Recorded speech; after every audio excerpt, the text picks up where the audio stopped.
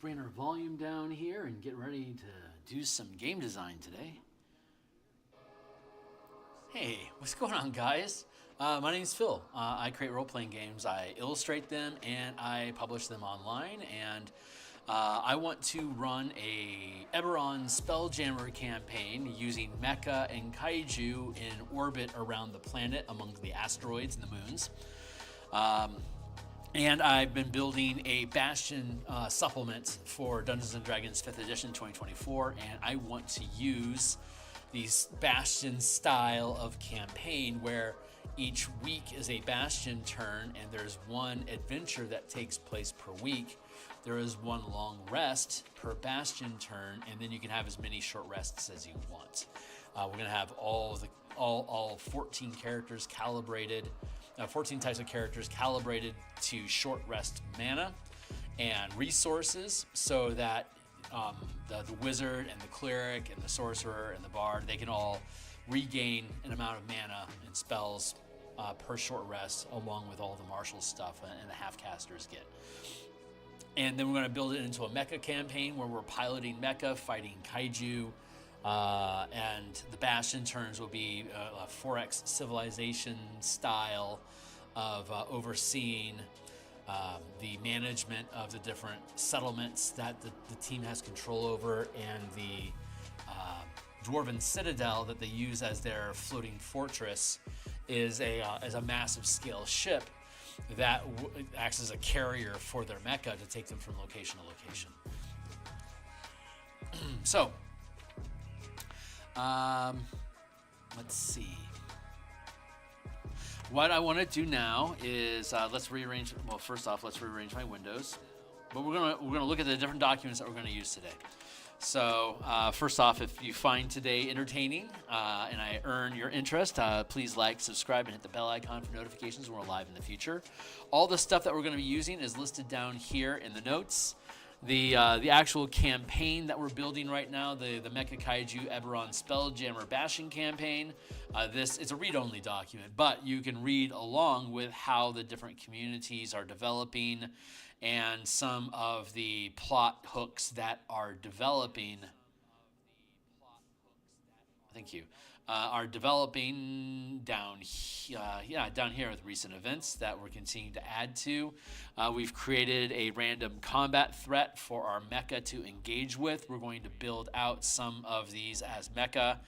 We're going to take some of the mecha that we've built out and then look at these as to compare the threats, to see how the team's going to stack up against them in general.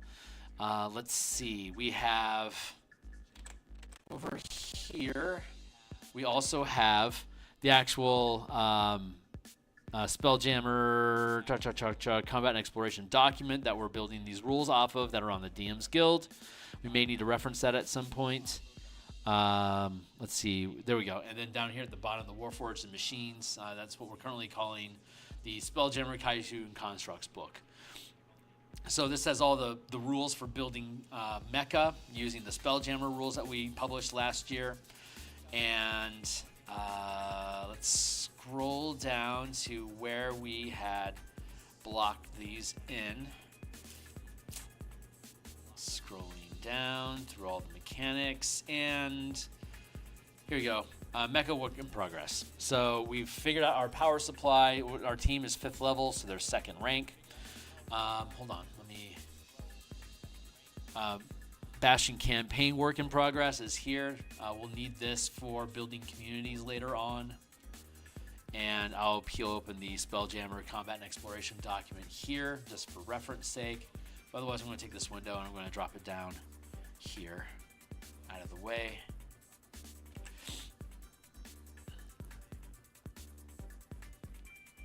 So this is the book that we're using. If you came in here through Twitter or X, you'll recognize the illustration that I published here. Exploration.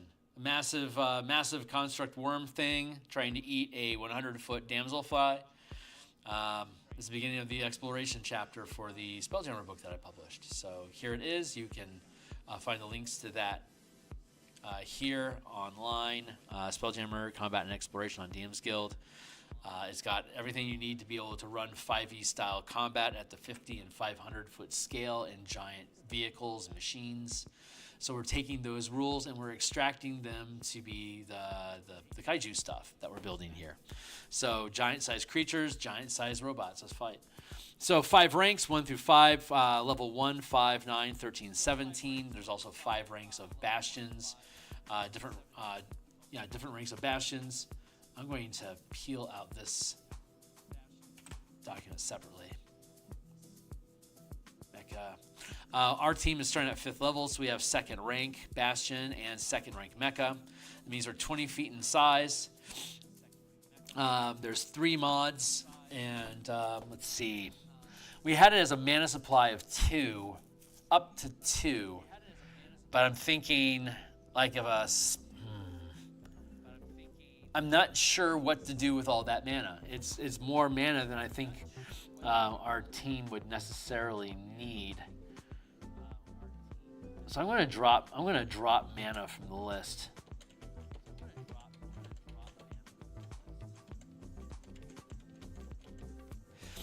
The spell amplifier amplifies spells to 50 feet, to 50-foot scale using 1 mana.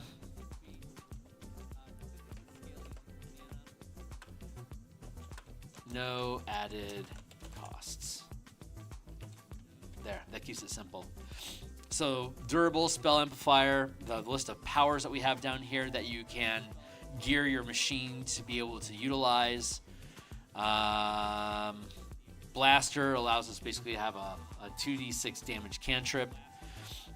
Integrated tools for tinkers, thieves, crowbar tools to use, like mechanical tools in your mecha at larger scale. And then if you want a sealed helm, you can traverse water in the poison sea while retaining clean air.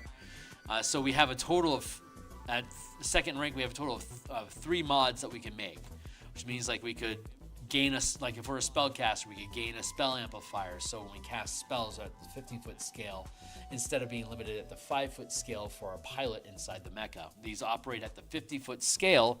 So when these mecha are tromping around, even though we're 20 feet, that's effectively like a really small halfling. So we still occupy, like in a dungeon, a halfling or even a pixie would still occupy a 5-foot space. It's just they're really small, but they still occupy that 5-foot space. Same thing with the mecha. They are 20 feet in size, which is pretty small compared to the 50-foot scale that we're operating at, but still, each square is 50 feet in size. And we need to have 50-foot, we need to have small mecha because of asteroids. The 50 feet in size, if it has any kind of cover, you can't target them with siege weapons. That's just one of the mechanics, one of the combat rules for the Spelljammer Combat and Exploration document that we published.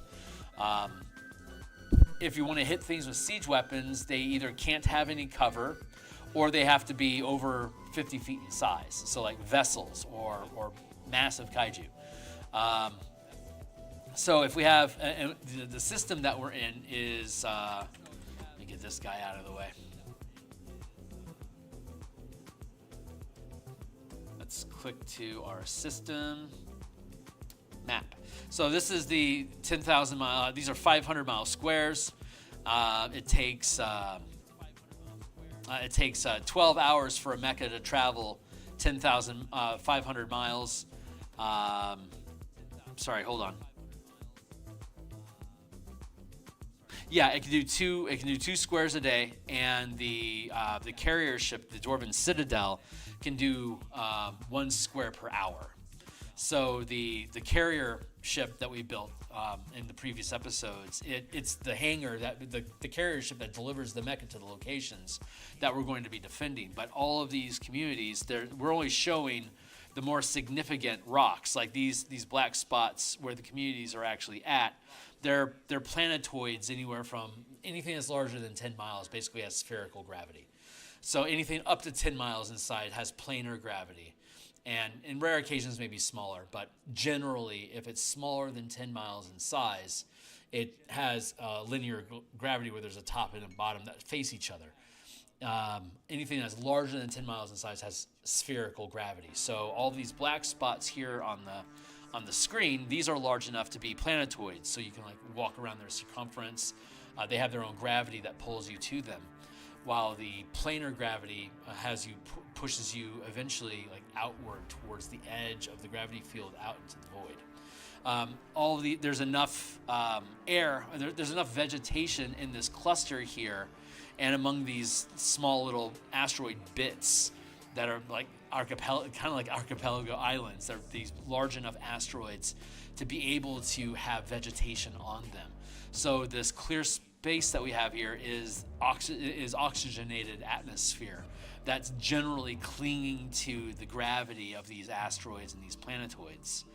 And this green area is poison. So it's fouled air that if you breathe it, you're poisoned until you can get a breath of fresh air. So these create these natural pathways through the asteroid, through the asteroid field.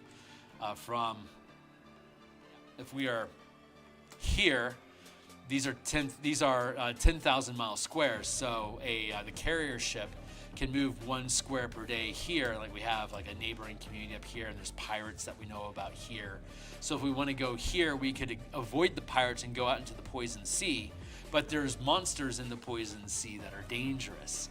So you can circumnavigate the pirates, but you're now going to be in fouled air where everyone is poisoned, and potentially fighting giant monsters in the mists until you can break past the pirates back into clean air to carry on further. So this is where our community is located, which is here. And even though these are the large asteroids that are large enough to put on the map, like we know there's like a resting spot we can jump to here, or we can jump to here and to here, and this strings along oxygen for us to be able to breathe freshly. There's still tons of asteroids that are just scattered amongst these as well that are too small to put down as significant because they can kind of blow around a little bit. So there can be changes in airflow. Since the entire orbit is occupied, has air in it, and the orbit of the planets is counterclockwise, and so the winds, the weather systems are counterclockwise, and like there'll be rainstorms that will come through the poison sea into the fresh air, through the poison sea into fresh air. So when they pass through the poison sea and deliver water, like for a little while, it's acidic water, it's dangerous water. So there's all sorts of fun hazards we can have with that. And so these winds blow and they'll push asteroids around. So if the asteroid is too small to have notated on the map here, there could be like this week there's a random hazard of a hurricane and it whips up all of the asteroids. So it basically tornadoes that come through here can grab and fling these smaller asteroids in random directions. But the reason so the relevance of this is if we're fighting kaiju and monsters and stuff that are 50 feet or smaller in size, amongst these debris fields and asteroids, they're getting partial or better cover, which means that our carrier ship can't use trebuchet, ballistas, catapults, and its massive blade ram to fight these monsters unless you can get them out in the open. But in general, they're going to have some form of cover from that sort of fire because of the amount of grit and asteroid debris that's just free floating and chaotic. So you need mecha that are small enough to be able to navigate through these debris fields and not take damage, because you can move fast enough to be able to it might be difficult terrain, but you can maneuver through it. While a larger ship, if it's off if it's off the shipping lanes, if we're just roaming wild, we could run into all sorts of grit and crap and small little rocks that at high speeds will be doing damage to the ship each round of travel. So we have to stay inside established lanes. So that's the idea that we're playing with right now, and that validates the need for small scale mecha compared to our large scale carrier ship to fight these threats, because you have to be able to navigate amongst all the garbage that's out there to be able to engage them toe to toe to get rid of them. So that's the narrative that we're working with. I'll probably refine that idea over the next couple weeks, But that's currently what's in my head. All the little logical pieces of like, why would they do this? Or why wouldn't they do that? X, Y, Z, A, B, C. All the shit that goes into building a campaign. These are all the things that you have to think about and start building into the logic of the narrative of your campaign so that it has internal self-referential logic. So that when the players are like, why does this X, Y, or Z? You can say because of A, B, and C. And then all that stuff will feed back into itself. It's like we have massive scale creatures because we're in space. Well, massive scale creatures want to attack communities. So now we have the damage scaling of Kaiju attacking civilizations, these colonies that we have. So we use the Bastion point system to be able to damage the communities when they're when our team can't successfully defend them from being attacked. So XCOM style, we want to have multiple threats that appear to different communities. Maybe there'll only be one Kaiju attack this week on Cove, but maybe the following week there'll be both an attack at Far Hope number 5, and I forgot the name of where the Electromine is at, but both of these could be attacked like by pirates, like pirates over here and Kaiju over here.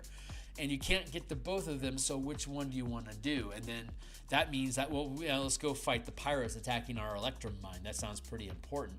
That means that we're going to leave Far Hope on its own to protect itself against the Kaiju that's attacking, because you can't be two places at once, and your mecha can only move 2 squares per day without the carrier. And it takes 1 hour per square on the carrier to get from one location to another. So if you stay centralized in defense of the Capital Rock, which is number 1, you're 1, 2, 3 hours away, 1, 2 hours away, 1, 2, 3, 4 hours away, 1, 2, 3 hours away. Was that right? 1, 2, 3. Yeah, and then 1, 2, 3 hours away.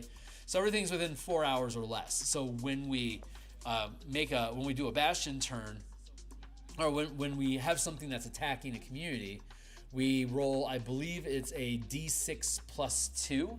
Or if it's pirates, we'll look at what level of wealth. We looked at this last week. If you want to see episode 7, we walked through the mechanics of pirates attacking a community and how long does it take them to loot the place, and how much wealth do they gather from that place, and how much damage does it cause to the place in the process. These are all mechanics of the Bastion campaign system that we have linked down below, and the Spelljammer Combat and Exploration document that we have linked down below. So all of this Civilization, XCOM, 4X style of gameplay of the system, we have mechanics for all of that, which we've been developing here online over the past year. And I've been running the Bastion campaign in another the Bastion mechanics in another campaign, and it's working out really well so far. So I wanted to introduce this into a different campaign, adding in the pieces of Kaiju and Mecha as a threat, and actually creating this time navigation system for the gameplay. So one adventure per week in general. We can have multiple threats, but we're generally only going to deal with one of them. When we get there and start dealing with them, however many short rests the team can squeeze in for themselves to complete that mission is fine. There's only one long rest per Bastion turn, which again is a week long. And then we're going to have all the spellcasters, or we're going to use the Warlock chassis and the spell point system that we use for Warlocks, which is basically like a 1-to-1 point ratio, and you gain 1 point per level. You get your once per long rest, you get your minute long ritual to get your mana back. But we're starting at 5th level, so a Warlock will have 5 mana. And you can cast your 5th level, you can cast 3rd level spells. It'll cost you 3 mana to do it. Then you'll have 2 points left you can spend on 2 1st level spells or a single 2nd level spell. And then cantrip. And you'll need to then take a short rest. But like your ranger's going to want a short rest, your barbarian's going to want a short rest, your monk's going to want a short rest.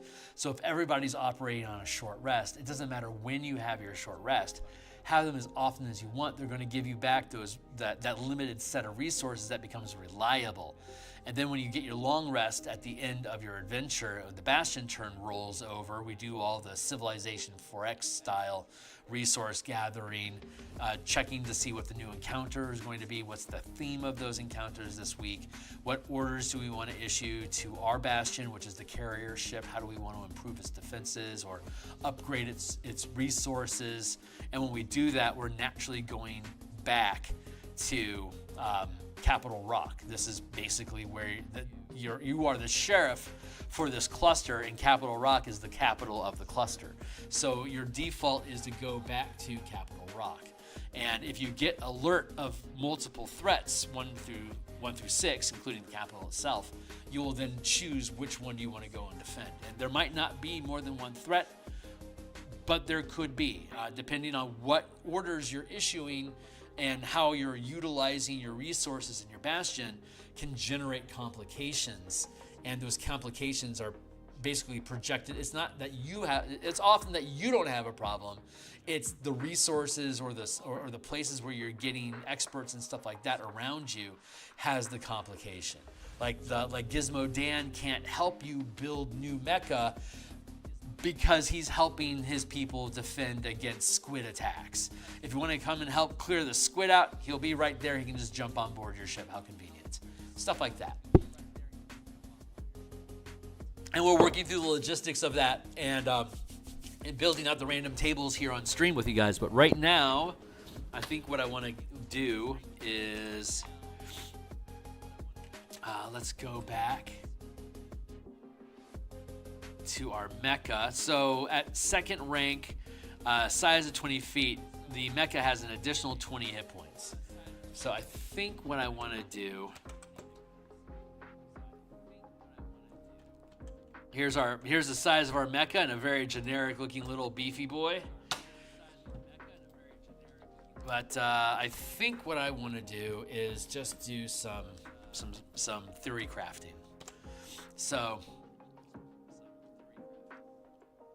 let's take these are 5th level characters. So if we have, say, fighter and paladin,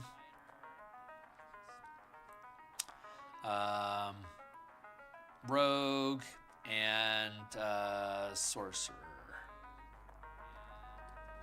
which will use the Warlock chassis. 5th level, divide by 4, it's 8, so it's going to be 8 at first, 8 at first, 10 at first, 6 at first, 8, 8, 10, 10. Those are your base hit points at level 1. Then plus 16, 5th level, 5.5 times 4 is 22. Say a plus 2 con bonus, a plus 10. Equals 42 HP plus 40 from the mech equals 82 HP while you're piloting your mecha. Paladin's going to be probably similar. Let's just take this on average.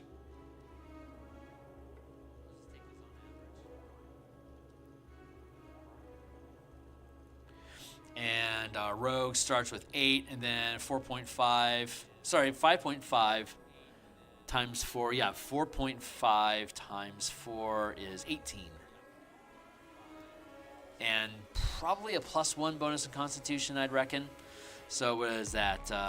13, 23, 31-ish hit points.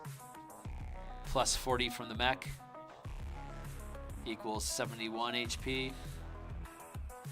And then our sorcerer starts with 6 and 3.5 times 4 is 12, 14. I reckon the sorcerer will probably have a plus 2, so plus 10 equals 20, 30 hit points.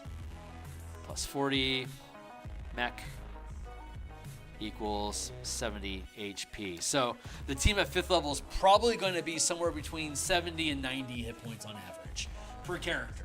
I want a team of 4. Ideally, we'll have a team of 4. The damage that they're going to be able to deal at this level is at 20 feet, we deal 3 dice of damage. So And at 30 feet, we do 4 dice. Like if I'm wielding a long sword, which is a D8 hit point, D8 die, damage die. This is a modified scaling damage table, slightly different from the monster manual. The monster manual caps you at 20 feet in size with 4 dice worth of damage, but we continue scaling up in size.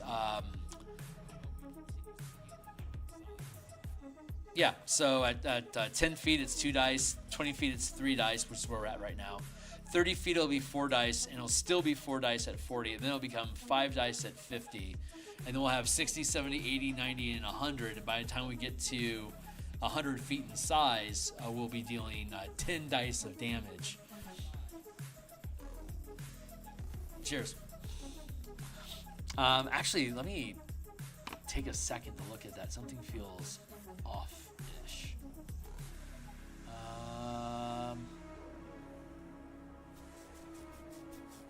Scroll up. I think we should be able to find our weapon damage. Oh no, it's down. That's right, I was further down with equipment. Past the powers. Into equipment. Here we go. That's right, 5DX, right. And then it's 6DX at 100 feet, then 7DX at 200, 8DX at 300, 9DX at 400, and then 10DX at 500 feet, which, if you look at 1DX at 5 feet, and then 5DX at 50 feet, and then 500 feet is 10DX. 10DX basically translates into 1DX times 10. And this is basically 1DX times 5. So 0, 5, 10, and then 5,000 feet would be times 100 damage, and it can continue to scale up infinitely. So when we're looking at this, let's see.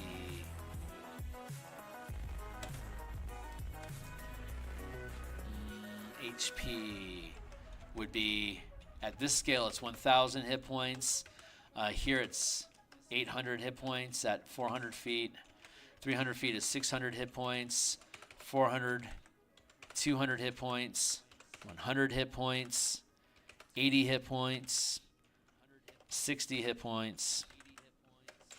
40 hit points. 30 hit points. 20 hit points. And 10 hit points at the 5-foot scale. So this is our damage scale, and these are vehicle stats. This stacks with the hit points of the pilot. When the pilot is in combat, you can choose to take damage. You can have your mecha take damage instead if you want, or you can split the damage in between the two of them. And you have damage reduction based on the materials that you use. The lighter the material, the less damage reduction. The heavier the material, the more damage reduction you get, but the lower your dexterity becomes until, like, if you're using heavy material like metal and stone, you don't gain any bonuses to your dexterity for your armor class or for your dexterity saving throw. You're clunky and slower, you're less maneuverable in general. Light wood, for instance, or like chitin, which is a light material, it has no restrictions on your dexterity for saving throws and for your armor class and stuff like that. But it has no damage reduction. Composite materials is a mix between light and heavy materials. Things like chitin could also be considered composite, depending on how you want to narrate it, or like wood with metal banding, or like hardened clay. A lot of different things could be a composite material, somewhere between stone and metal versus light wood or like ceramics, like light ceramic. And that would allow you to have up to +2 bonus to your dexterity to apply to armor class, as well as up to a +2 bonus on your dexterity, just like medium armor would have. So light, medium, and heavy armor effectively are what the materials become, but they also provide damage reduction. So at 50 feet or smaller scale, metal is 10 damage reduction, composite material is 5 damage reduction, and light material is 0 damage reduction. And damage reduction is whenever you decide to let the mecha take damage, reduce that amount of damage from the hit points the mecha takes. So if you deal 10 or less damage to a metal mecha, it takes no damage at all. If you say take 40 points of damage from a kaiju attack, the mecha is going to eat 10 points of that automatically. You could decide to deal 10 points to the mecha, leaving it with 30 hit points, and take 20 hit points yourself, leaving the fighter with 22 hit points. And then you can receive a healing spell from your allies to get those back, or cast a repair spell on your mecha to regain the hit points lost in the attack. Whichever way it is that you want to play. So you have those choices. You have those two tracks that you run. And then, of course, temporary hit points can get stacked on top of that with different powers and features and abilities and stuff like that. One of the things that the players can take advantage of as well is the sturdy frame. The durable frame. It doubles your hit points. So double hit points, can choose multiple up to the max rank of your mecha. So I could have my mecha is second rank. I could, of the 3 modifications I could use, I will have 40 hit points by base, but every time I eat one mod to make my mecha more durable, I can increase it to 80, and then since I'm only second rank, I can do it one more time, up to 120 hit points, on top of my fighter's hit points of 42. So if I wanted to lock down most features of just being tanky, I will be very tanky, but I won't be able to do a bunch of stuff. So like I could double durable on my mecha, get 120 hit points on top of my own hit point supply, and then use the last modification to pick up a power. And that power could, for instance, be reaction is what I want.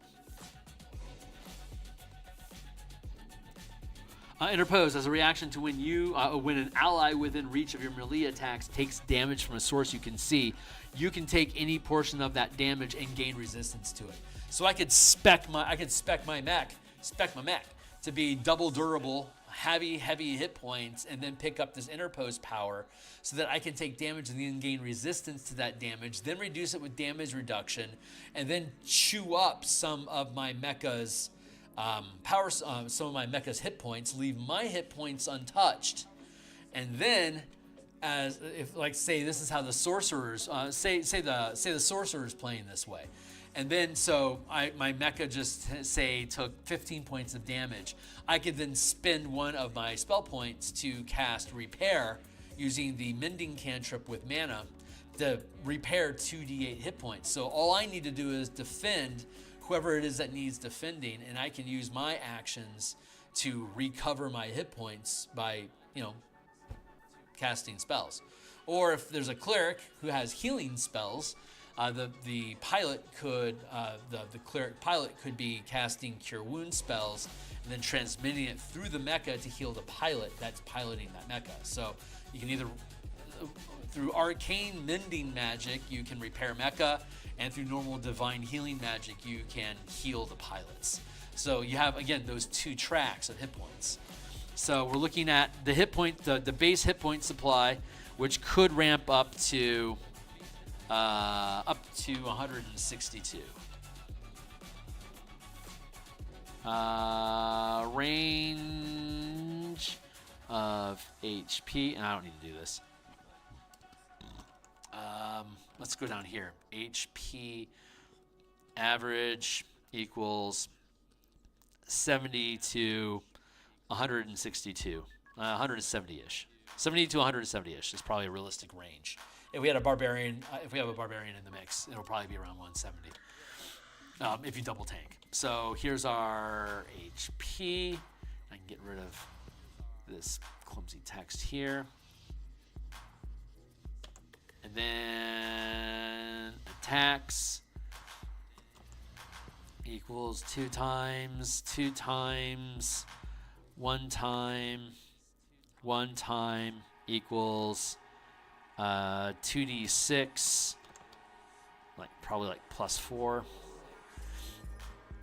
1 time from the rogue is going to be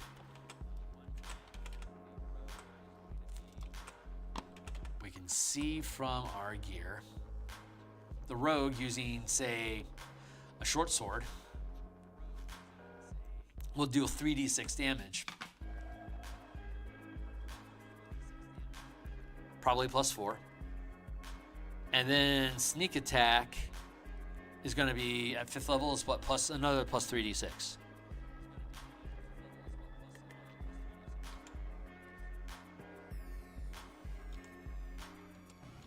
That's going to equal, what is that going to be?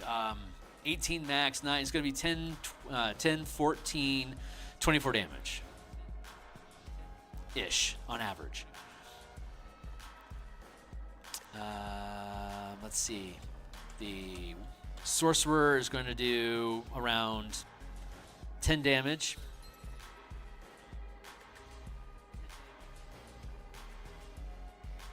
Or, like, for example, chaotic, chromatic orb does 3d8 damage. So, like, there you go.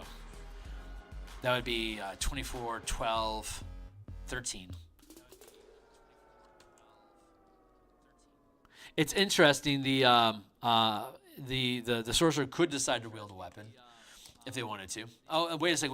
We do get 2 attacks because bonus. Well, I don't know if the rogue's going to use it or not. Because a bonus action can be used to attack with the system. So you have your action, bonus action, reaction, and movement. So you can use your attack actions like usual 5th level fighter paladins are going to have 2 attacks. But you can also use your bonus attack to make an attack as well, unless you have something better to do with your bonus action. Sorcerers and rogues also benefit from that. All classes, while you're piloting mech, can use your. Here, I'll show you. Let's go to the Spelljammer document.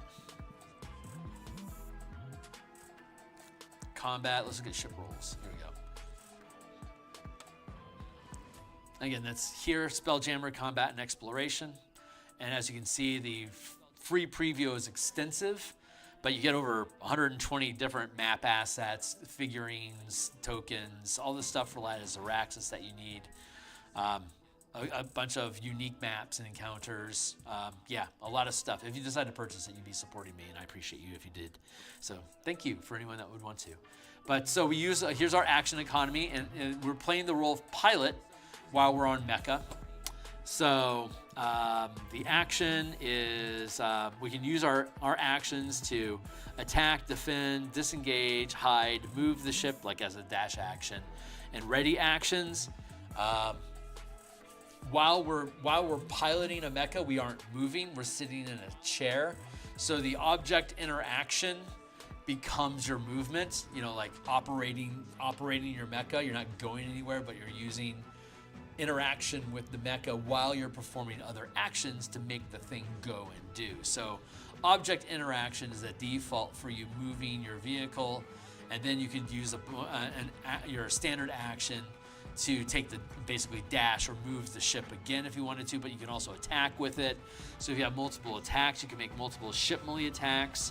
And then by default, regardless of who the pilot is, you can use a bonus action to also make a ship melee attack. You can use the defend action, disengage action, ram action, and scuttle, the scuttle attack action. And the ram and scuttle actions trigger off of a successful melee attack. Kind of like a paladin smite spell, but it's more of like a cantrip. And then we have reactions, deflect, pace, and opportunity attacks. So this is the pilot options is the only relevant set for our mecha pilots. If you're a spellcaster, you can cast a spell through your mecha to amplify it to the 50-foot scale, because 50-foot squares is the scale that we operate on our mecha. So, but your damage doesn't increase when you scale up a spell. Just the area of effect, the range. Like an invisible spell, when you target yourself with an invisible spell, it targets your whole mech, including you, because you've amplified that spell. And the spell amplifier that you can build, where'd you go? The spell amplifier that you can build into your ship as one of your modifications. It allows you to amplify the spell to 50 feet. Normally, you would have to spend an additional spell slot to be able to, like a first level spell, to be able to upscale it to the 50-foot scale. But with these mecha specifically, we're doing this mod system, and instead we were looking at, like earlier, we had like a mana battery, but nothing in the game requires mana. We built all these things to not require mana at all. So there's no reason to have mana, so let's just build in that added point cost into the spell amplifier itself. So when your druid wants to cast conjure animals or like conjure woodland beings to deal extra damage, it won't be like a 20-foot sphere, it'll be a 200-foot sphere. And then any like larger scale mech and stuff, like they'll take the extra 3d8 spirit damage, which doesn't sound like a lot. So let's actually take a look at what sort of, first off, let's finish the damage that the fighter and the paladin can do, and then we'll build some kaiju just to see how dangerous they really are. So we'll go here. Let's assume 3d12 for the paladin. We'll assume a +4 bonus. You get this times 2. That's going to be 3d12 is going to be 36, 18, 19. Times 2 is 38. +4 is 42.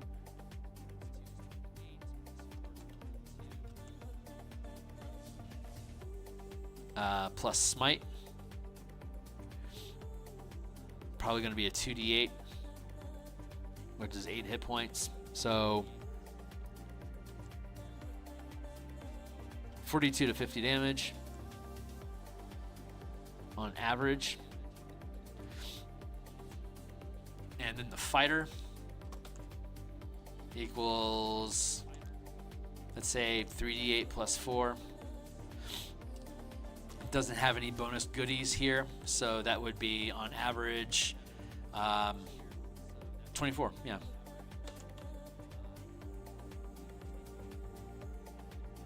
Probably going to go with a d10.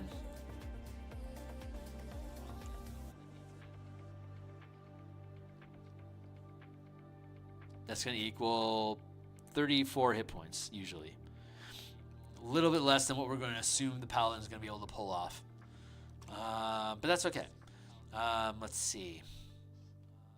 So on a given round of combat, assuming that everybody hits, it'd be 34, 76, 96.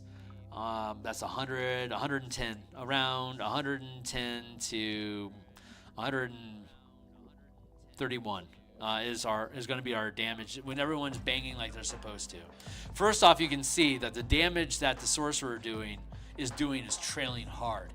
Even if I were to lob a fireball, doing 8d6 damage with save half, that's going to on average be 24 and 12 to 24, and it just cost me 3 mana to do it. Granted, if I amplify it, it'll be able to fill a 400-foot area, so it will cause damage to everybody, just not a lot. So it's smarter for the casters using mecha to focus on like giving allies advantage buffs or concentration or like debuff effects like slow, haste, stuff like that. Oh, I forgot to take into account that the fighter would probably use bonus action equals 3d10 +4 as well. So that would take me to 16, 20. So I'd probably, since the fighter doesn't often have anything to do other than a bonus, make an attack with bonus action, you'll probably be making 3 attacks per round reliably as a fighter. The paladin, alternatively, is going to be able to deal, could also use a bonus action to make a 3rd attack for 3d12 damage, or could ramp some damage with a smite spell if they wanted to, but generally it's just going to be better for them to use bonus because the damage is larger. So you don't have to spend your spell points on smite, you can just make an extra attack with your bonus action. So there's strength to that.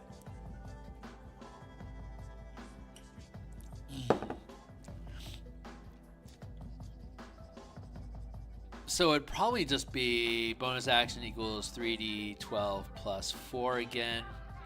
18, 19, 23, 65.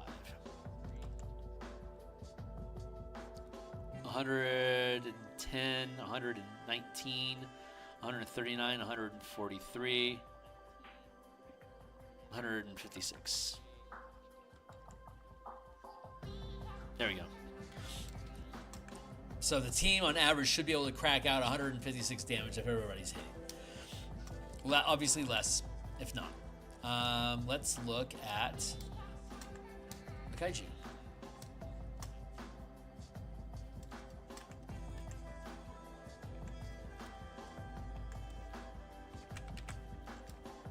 Hit save real quick. Why is my mouse all weird? There it is.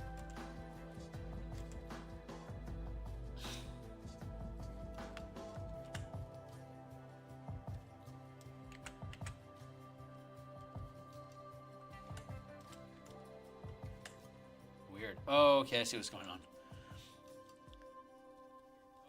Let's start. Here's an encounter that I just thought of. Let's have. Let's have, say, 5 Dark Mantles and 1 Cloaker.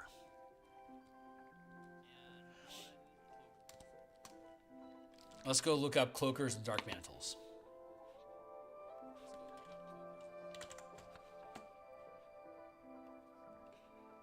And what we're going to do is we're going to Kaiju-fy them. So we're going to make them bigger. So let's go take a look at Dark Mantles.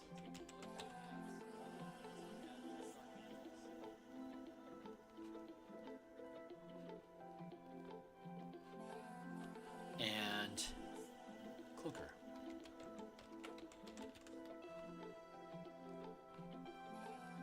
Dark Mantle and Cloaker.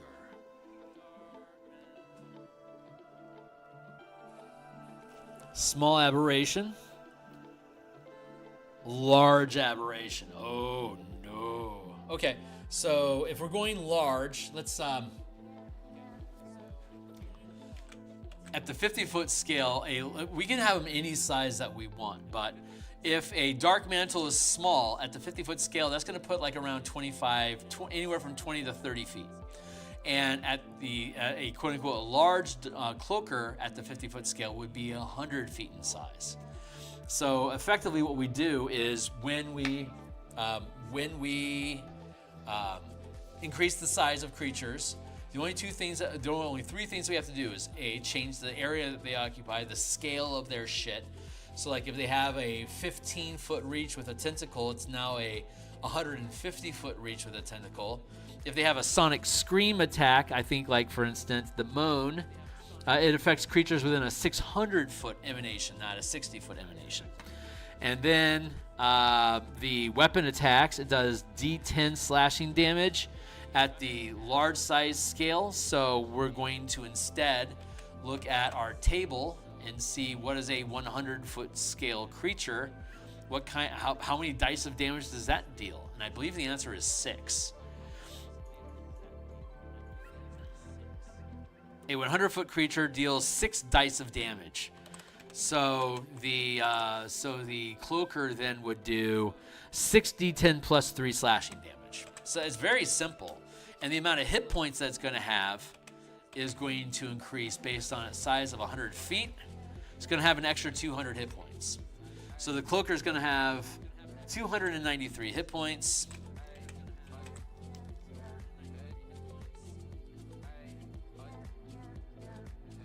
And it's going to do 6d10 plus 3 damage on an attack. Multi-attack. The Cloaker makes 1 attack with 2, makes 1 attack, attach attack, and 2 tail attacks. Attach attack. Hits on 13, 3d6. We're going to add, since it's 3d6 damage, we reduce it down to 1 die, and that increases to 6d6 plus the 2 dice that we drop, so it's going to be 8d6 plus 3. Times 2, 8d6 plus 3 times 1 equals multi-attack. But its plus 6 bonus stays the same. Its reach is now 50 feet instead of 5 feet. Tail attacks. It's a 100-foot range, not a 50-foot range, 5-foot range. and the cloaker can't make... Okay, so how does this work? If the target is a large or smaller creature, the cloaker attaches to it. While the cloaker is attached, the target has blinded condition, which would affect the pilot. And the cloaker can't make attack actions against other targets. In addition, the cloaker halves the damage it takes, and the target takes the same amount of damage. Oh, that's nasty. The cloaker can detach itself by spending 5 feet of movement, or 1 square of movement at the 50-foot scale. Doing so, it can take an action to try to attach its to attach the cloaker. Doing so is just a DC 14 Strength Athletics change. So that doesn't change. It's still a DC 14 because the machine, like if you're using a light materials like a wood or light ceramics or chitin vehicle, it doesn't have any strength or constitution bonuses. You get your full dexterity bonus, but it doesn't give you any strength or dexterity bonuses. It's not powerful like that. Unless the pilot has strength bonuses themselves, in which case you can use your pilot stats instead.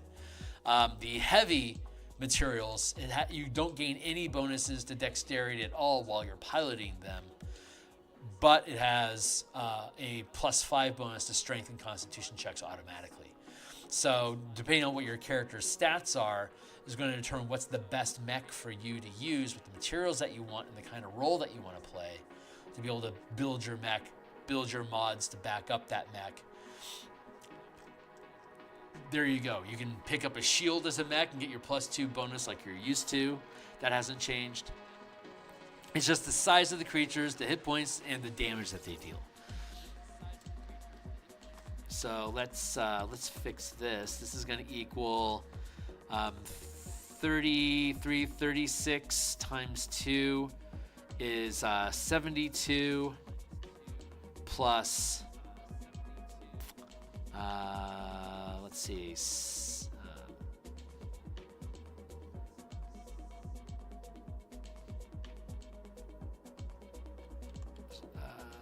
hold on, I think my brain just farted.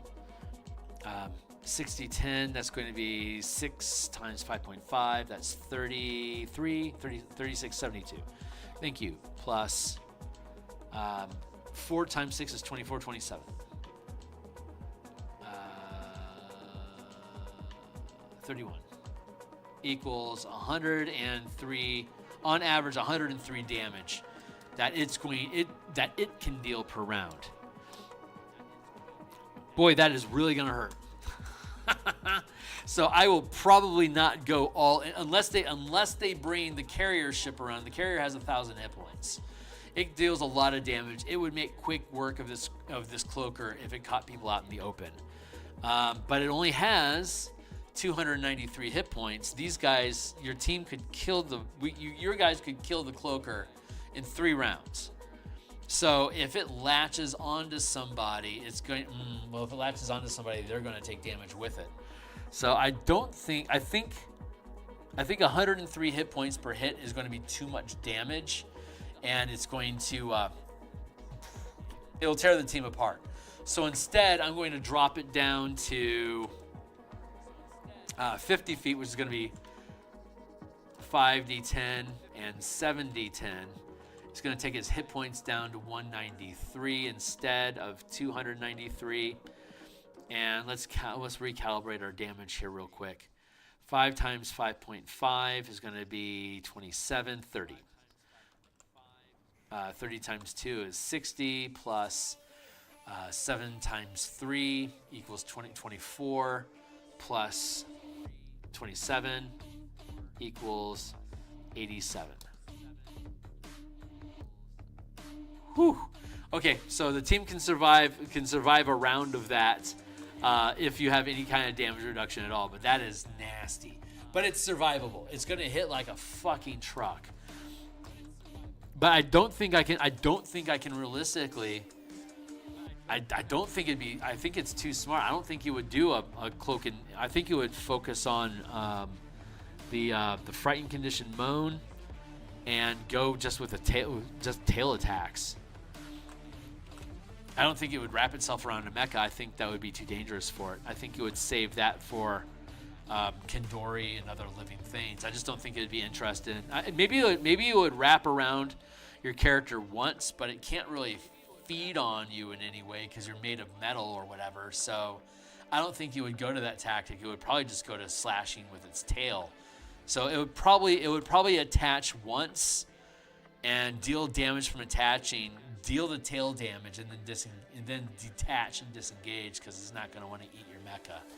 So I think we have that going for you, but I think the Dark Mantle are too dumb to know. So we're gonna have the Dark Mantle do what Dark Mantles do. So let's see. Let's go here. Give me a second.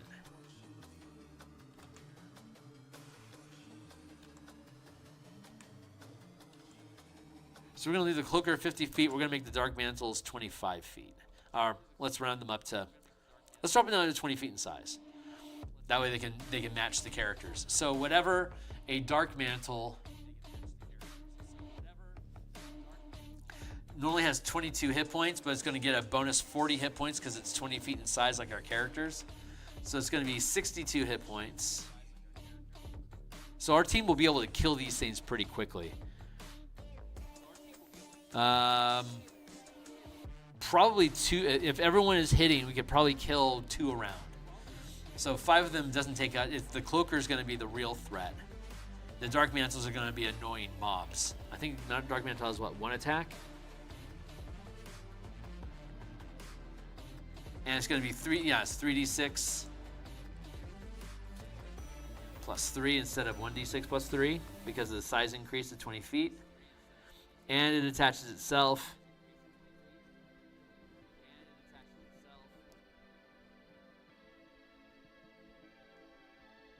Can't suffocate while you're in your mech.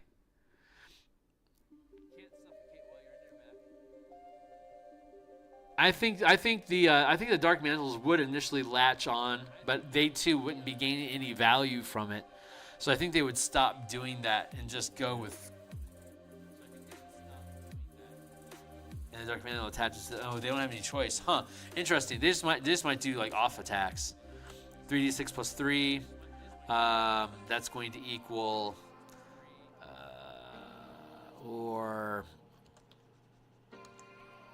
or 2 times 36. This is more realistic what they're going to do. 2 attacks for 36 damage each from the Cloaker. And the 3d6 is going to be 18 divided by 2. That's 10, 13 damage.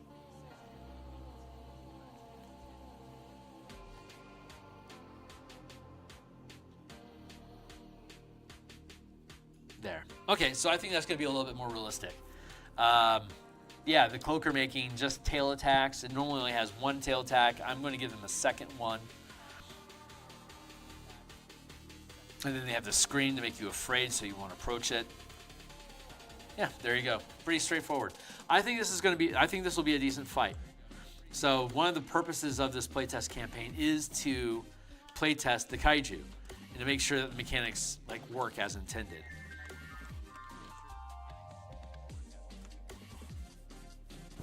So I think the Cloaker is going to be difficult.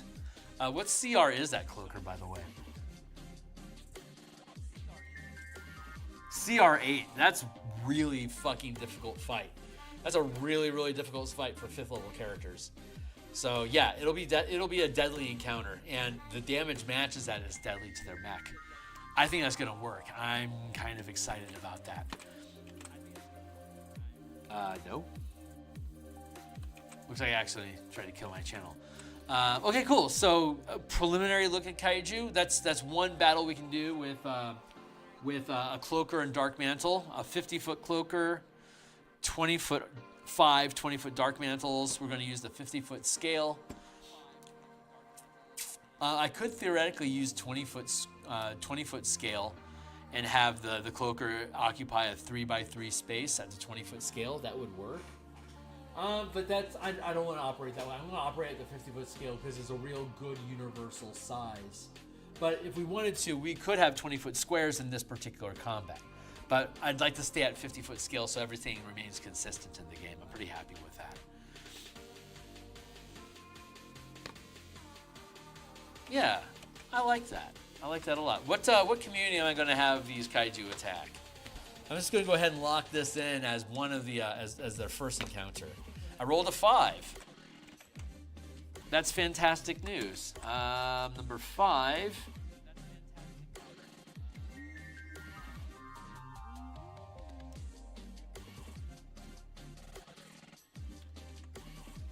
Number 5 is Far Hope. That's perfect.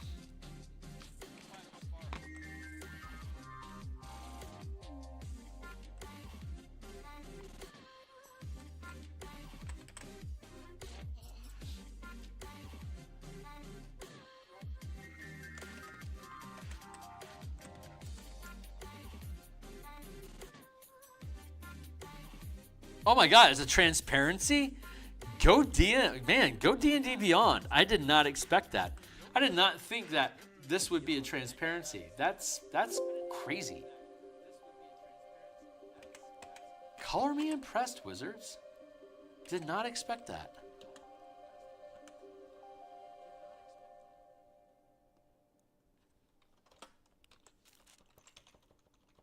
So what's going on in location number 5?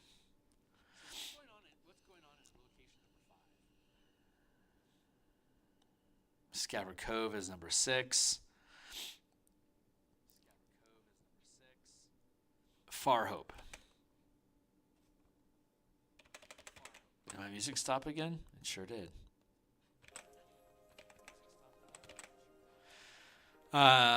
Second ranked community, 19.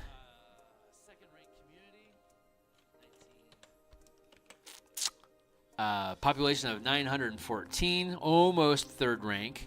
At 1,000, at a population of 1,000, it becomes third rank. So, or rather, 1,001, it becomes third rank. A settlement's rank is determined by its population. So, population and rank coincide. You can't have a third rank town if there's only 15 people in it. It's a very large. It's an overly structured hamlet at that point, like a bunch of empty houses that no one is using. It's basically ruins.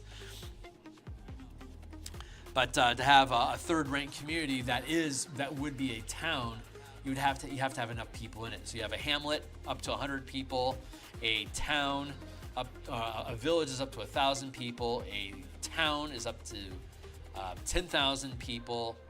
A city is up to 100,000 people, and a metropolis is any amount above 100,000 people. At that point, it just keeps going into into a city, Enumicanary. I don't remember the name of the world city model, but even that would still just be a metropolis, just a world-spanning metropolis. So cheers to that. Here's the resources that we have. We have garden, workshop, storehouse, guild hall, greenhouse, pub, theater, and then we're maintaining a comfortable lifestyle for the entire population, which is 3. And by saying that, it doesn't mean that everyone in the population has a comfortable lifestyle. There's still people that are squalid and wretched and poor, comfortable lifestyles. This just means that the community supports that level of lifestyle. It's possible for you to maintain a comfortable lifestyle in this community if you can afford it.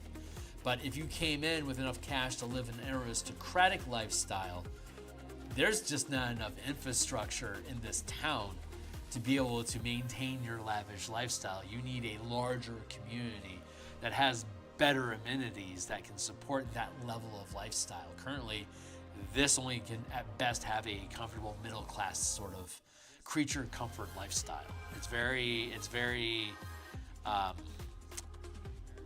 what's the opposite of posh? It's very creature comfort, very mundane. So if a CR8 cloaker rolls up onto a community,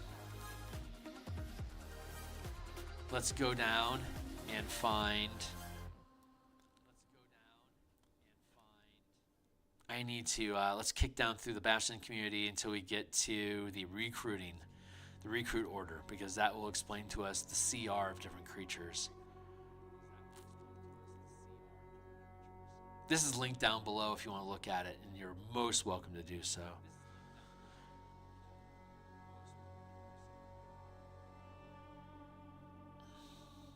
Orders. Issuing orders. Craft. Empower. Harvest.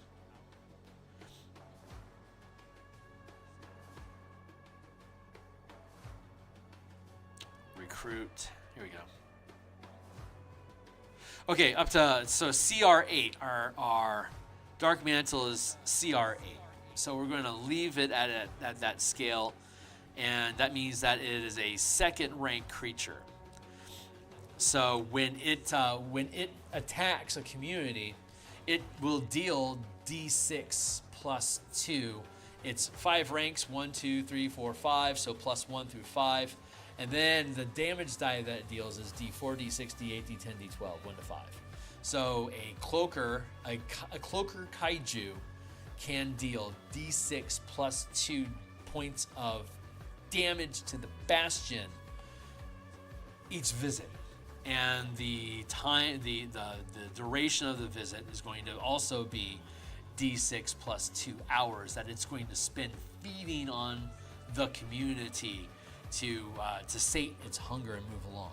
And then there's also the 5 Dark Mantle with it. We're going to call the whole collective of them together. We'll still call it a second rank threat because the Cloaker is the largest threat.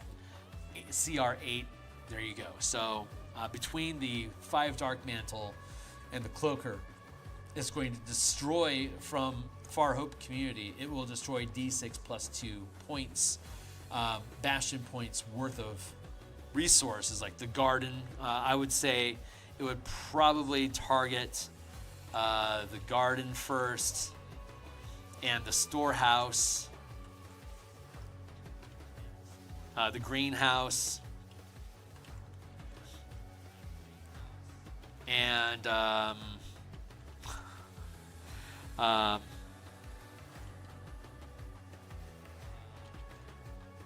they've got a pocket of 3. So we'll take the pocket as well. So if the team isn't able to hold them off, like it'll take if we're starting here, it's going to be 1, 2, it's going to be 3 hours. So we're going to deal, say, I rolled 2 plus 2. They're going to deal 4 points of damage. So we're going to deal that damage specifically to the greenhouse and the gardens first, because that represents the harvesting that the community is doing, harvesting grains and plants and animals and shit like that to feed their population. So we're going to target those resources to damage their ability to harvest until they repair their garden and their greenhouse. Are going to be reduced in their ability to successfully harvest materials to help feed the community, and so that's what they're going to target. And it's only 4 points. We're going to roll a d6 plus 2. No, I'm sorry. It was. I think we were making a universal d8 plus 2. Is I think just the universal amount of time we were going to use for how long it takes for them to. So it's 6. So I'm going to have 6 hours. So if the team over here decides to prioritize this cloaker attacking the community, then they will be able to.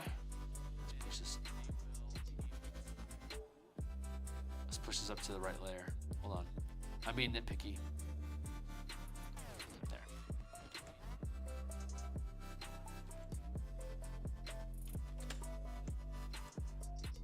Oh, it doesn't have a blank background. That was weird. There, Cloaker. Cloaker attacks. It'll take 6 hours for it to complete its raid to eat 4 points. The team needs 3 hours to get there, so halfway through its feeding, they have the chance to fight the Cloaker and the Dark Mantles. If they're successful in defeating them, then the cloakers will have only destroyed 2 points worth of resources because they caught them halfway through. I rolled 4 resources damaged, so they'll only be able to deal 1 point of, like say 1 point of damage to the garden and 1 point to the greenhouses to be even. If the team wins the fight, they'll drive them away before the community takes any further damage. If they fail, the characters will need new mecha. But beyond that, they will be able. The whole community will lose 4 points instead of 2 total, and then they'll escape and come back another day. So that's another encounter that we've created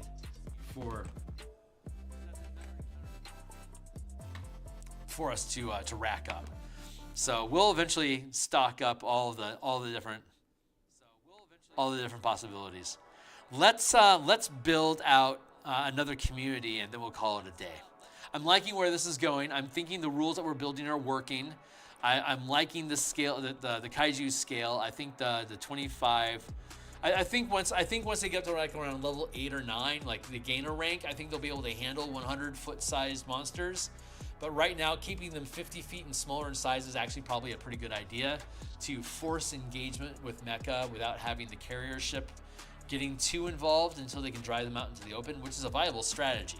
Driving monsters out into the open to be hit with support from the carrier ship is always something that you can attempt, but until you're able to draw them out like that, they can't be targeted with siege weapons because they have at least partial cover from the debris in the asteroid fields where this is taking place.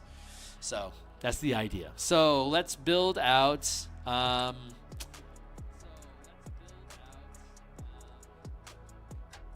redstone. This is redstone here with the iron mines. So let's build out redstone today. So Fell Tower was number 4 using a 14-point font. Let's build out redstone. 14-point font. Let's see. You are rank 2.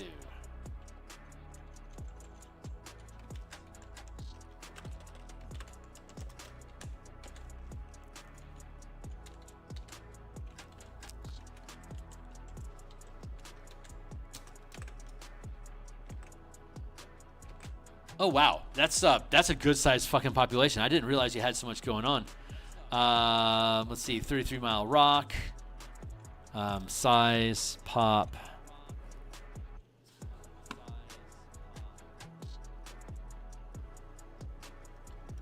Harvest, materials equals crop fields.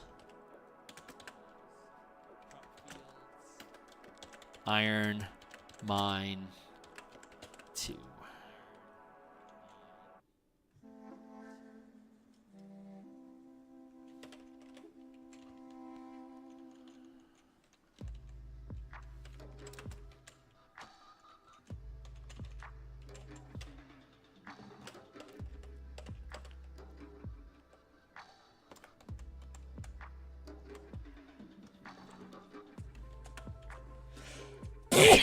Excuse me. What else we got going on? Let's see. Harvest materials equals crop fields 1. Bastion points.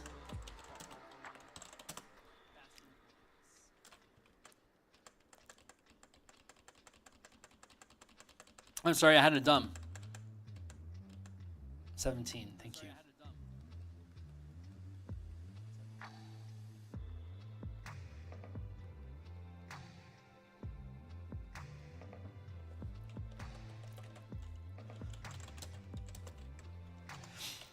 So the Bastion point scale.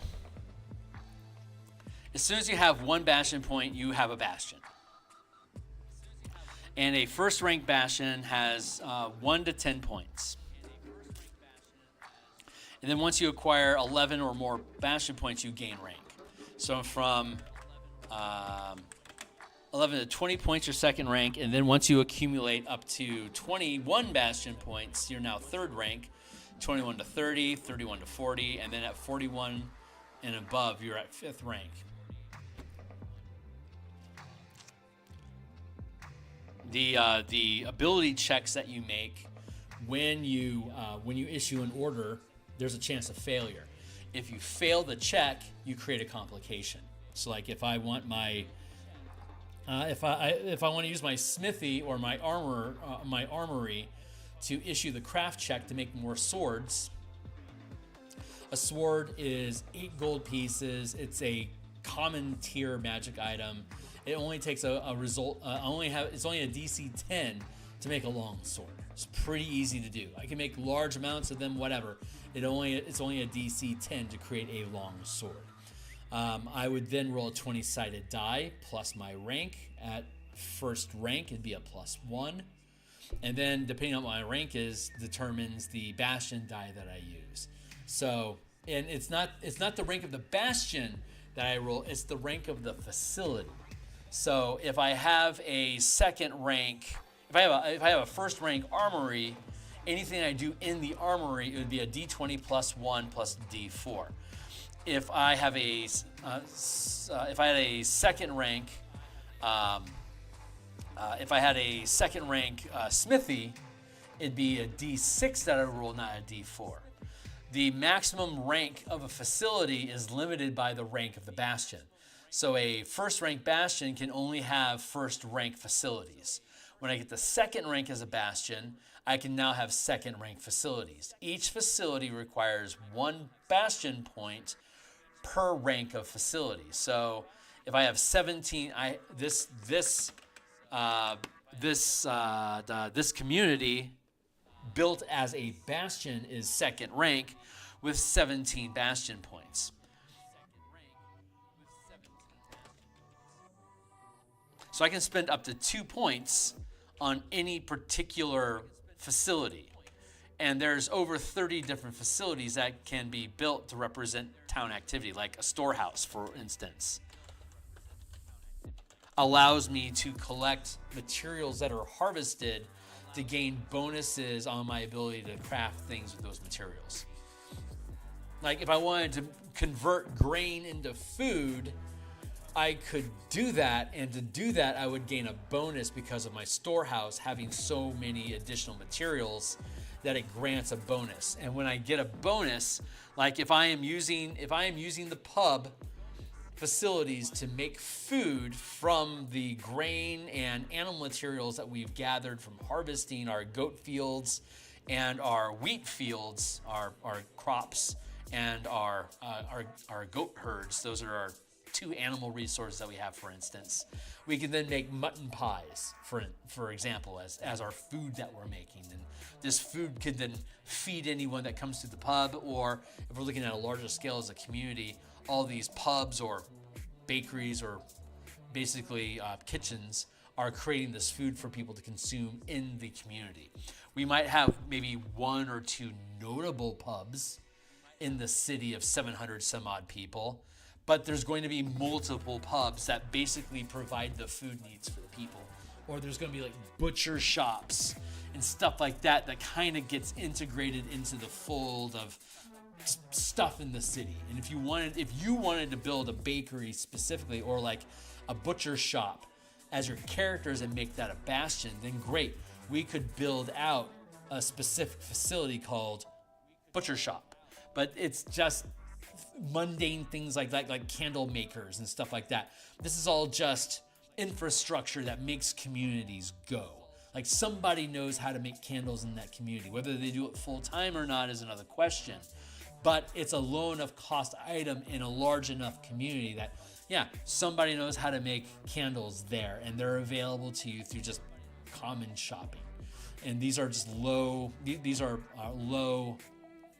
profile establishments that are part of the general community. Like we're not spelling out specifically how many houses and how many people live in each house and how much mutton do they consume in a month. That all gets folded into the lifestyle of the community that's being maintained. Like down here we saw number 5, we saw in Farhope, they're maintaining a comfortable lifestyle. It costs 3 points to maintain a comfortable life. Is that right? Poor, modest, comfortable, wealthy, aristocratic.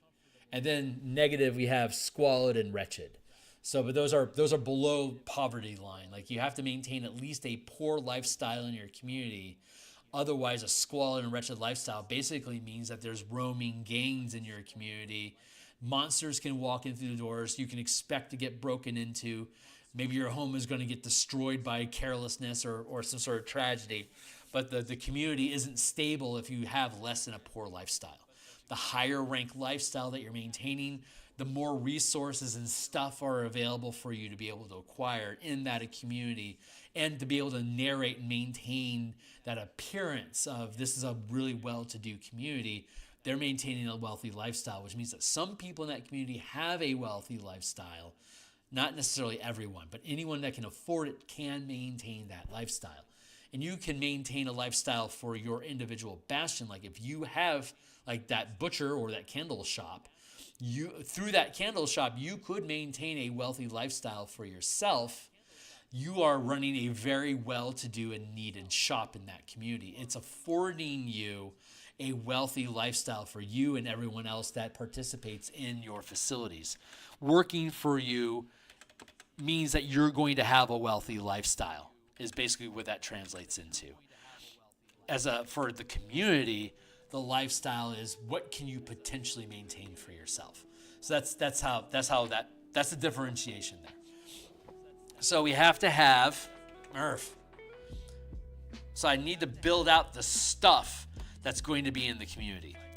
We're going to have 2 points put towards. I know we're going to have 2 points put into Guild Hall. Mining operations. Iron mining. We want to have. Oops, that's not in order.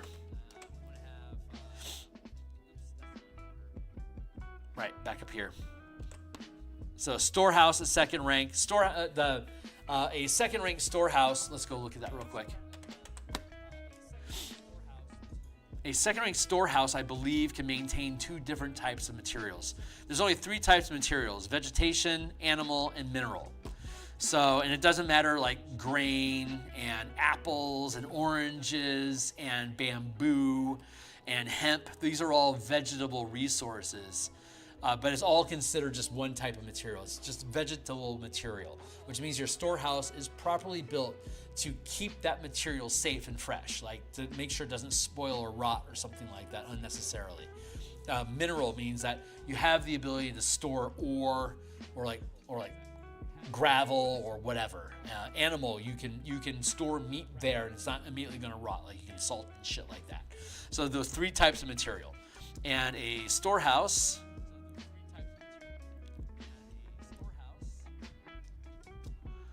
Let's see, when issuing a harvest order, storehouse, teleportation circle, orders. Trade, you can issue the basic trade order to have any type of materials, non-magical items, or plant item creation delivered to your bastion.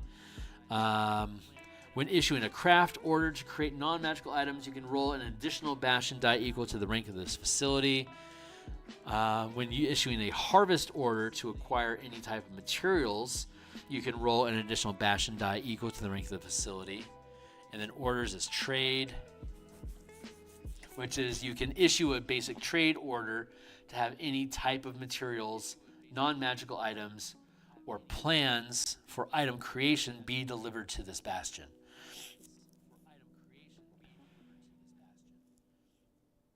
Oh, okay. So we removed we just outright removed the restriction on how many types of materials can be provided in the storehouse. The storehouse is just giving us bonus dice to roll our ability checks to successfully harvest, craft, or attain an item. That's good news. Okay, so storehouse, second rank is fine. That just means that we get to add a D. Like if we only had a first, if we were trying to, like we were talking about making mutton, like using the crafting order to make a mutton pie. And we have a first rank pub. I'm going to roll the D, and I'm in the second rank bastion.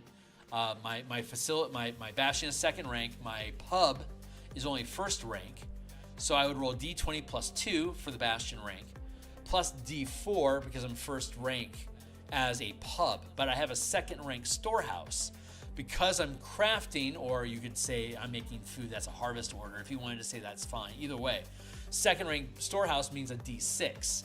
So I'm going to roll a D20 plus 2, and then I'm going to roll a D4, and I'm going to roll a D6. And whichever result is higher, I'm going to add that to the D20. So if I rolled a 3 with a D4 and a 1 with a D6, I would do D20 plus 2 plus 3, because the D4 was the highest die roll, and I just get rid of the D6. It was just increasing my chances of a good result. So I could have, depending on how my facilities are built, I could be throwing like 6 8-sided dice, but I'll only keep the best result of all of those. I can roll as many dice as I want, but I'll always keep the best result. And the amount of dice I get to roll is based on how many facilities do I have that add into the die roll. And there's only 7 orders. There's crafting, empowering, harvesting, maintaining, lifestyle, maintaining, recruiting, research, and what was the last one? I feel like I'm missing something. Oh, and trade. Trade is the 7th. So there's only 7 orders that you can issue, and each one of them is an ability check or a bastion check to see if you succeed. And if you fail the die roll, then you create a complication. If you succeed the die roll, the thing happens to what you want it to do. If there's a complication, that becomes an option for an adventure.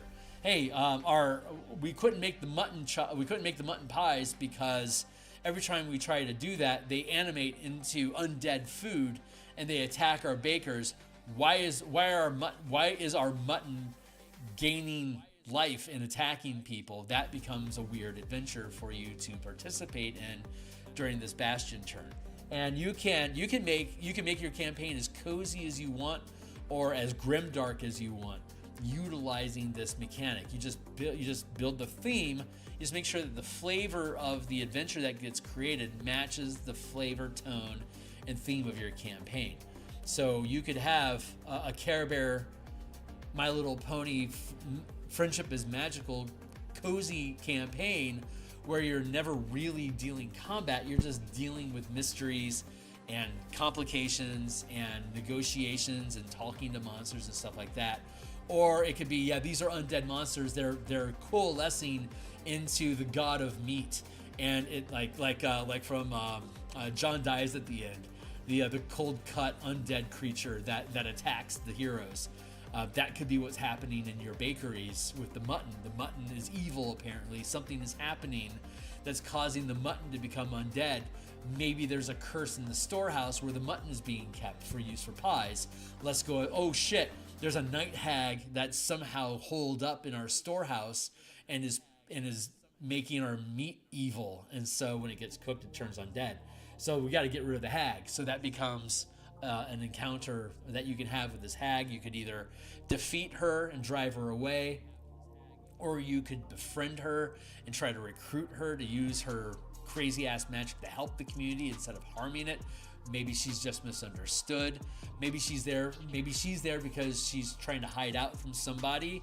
Maybe you can be like, hey, if we eliminate that person, will you fuck off forever? Yes, I will. Okay, great. That creates a new adventure seed. Like, there's no set way that you need to solve these problems. So in that sense, it's very BX progressive generated campaign where problems happen and there's no specific solution that I have in mind. Some ideas might pop into mind immediately that make most sense, but they don't. But combat doesn't have to be the answer.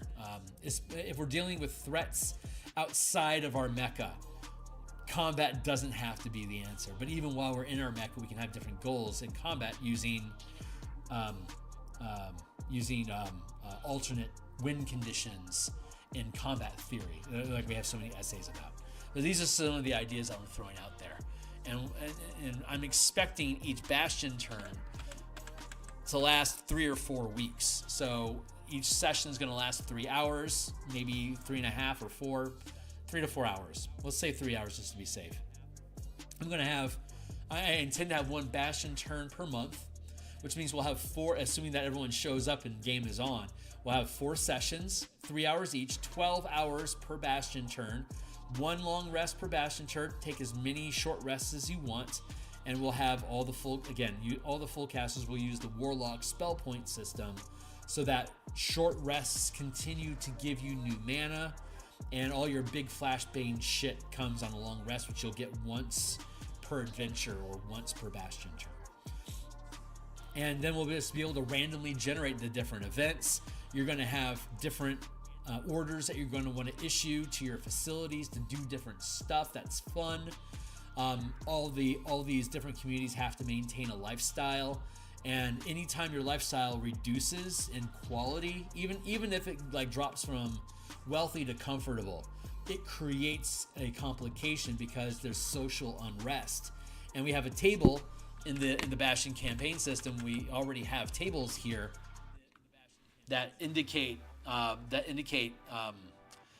unrest. So if we come down here, these are random events that can occur to the community to flavor the reason for complications. But if we're looking at just complications for trying to maintain a lifestyle for a community, and the lifestyle broke, what we do is we come down to the maintain action issued when establishing a lifestyle for the Bastion.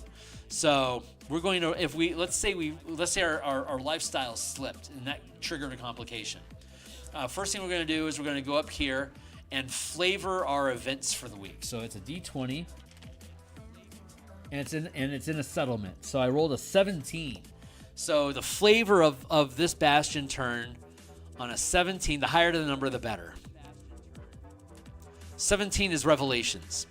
And it's not my army, it's not my specific Bastion, it's my settlement. So the settlement has Revelation, and the residents experiment with new techniques to harvest, which means that I gain a free harvest order this turn, which means I can issue the harvest order twice if I wanted to, which means I can double down on the amount of crops that I'm able to produce. So a second rank community has 3 orders that it can issue. One has to be maintaining a lifestyle, whether you're sustaining lifestyle or not. Each Bastion turn, each week, one of your orders has to be occupied by maintaining it. Otherwise, everyone is just on their own. It's a wretched lifestyle, and everyone's hunting each other for food. So you have to maintain a lifestyle. That leaves a second rank facility with 2 orders open for them to be able to do what they want. And it could be like, we're going to craft mutton pies, like I said. But this is a mining community. So we know that the mining community is going to, let's drop down here to orders.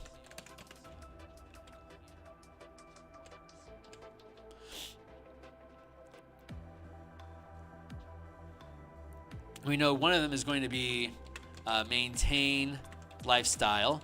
A first rank community can't sustain a lifestyle long term. It has to roll literally every week. Your lifestyle is going to be chaotic. That's the problem with a hamlet. They're not stable.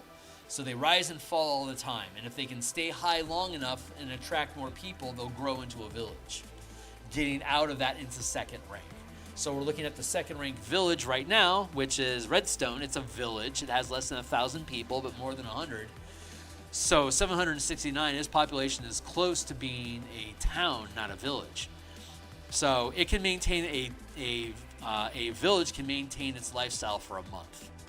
So I'm going to make a die roll to see what level of lifestyle we're currently maintaining. I'm going to roll a D20. I do use my Bastion's rank for the wealth die, for the lifestyle dies. So I'm second ranked. That's a D6 plus 2. My result equals 4 plus 2 plus, holy shit, plus 18. So that's 22, 24. I have a lifestyle of 24. I believe that's comfortable. Let's go look at our list.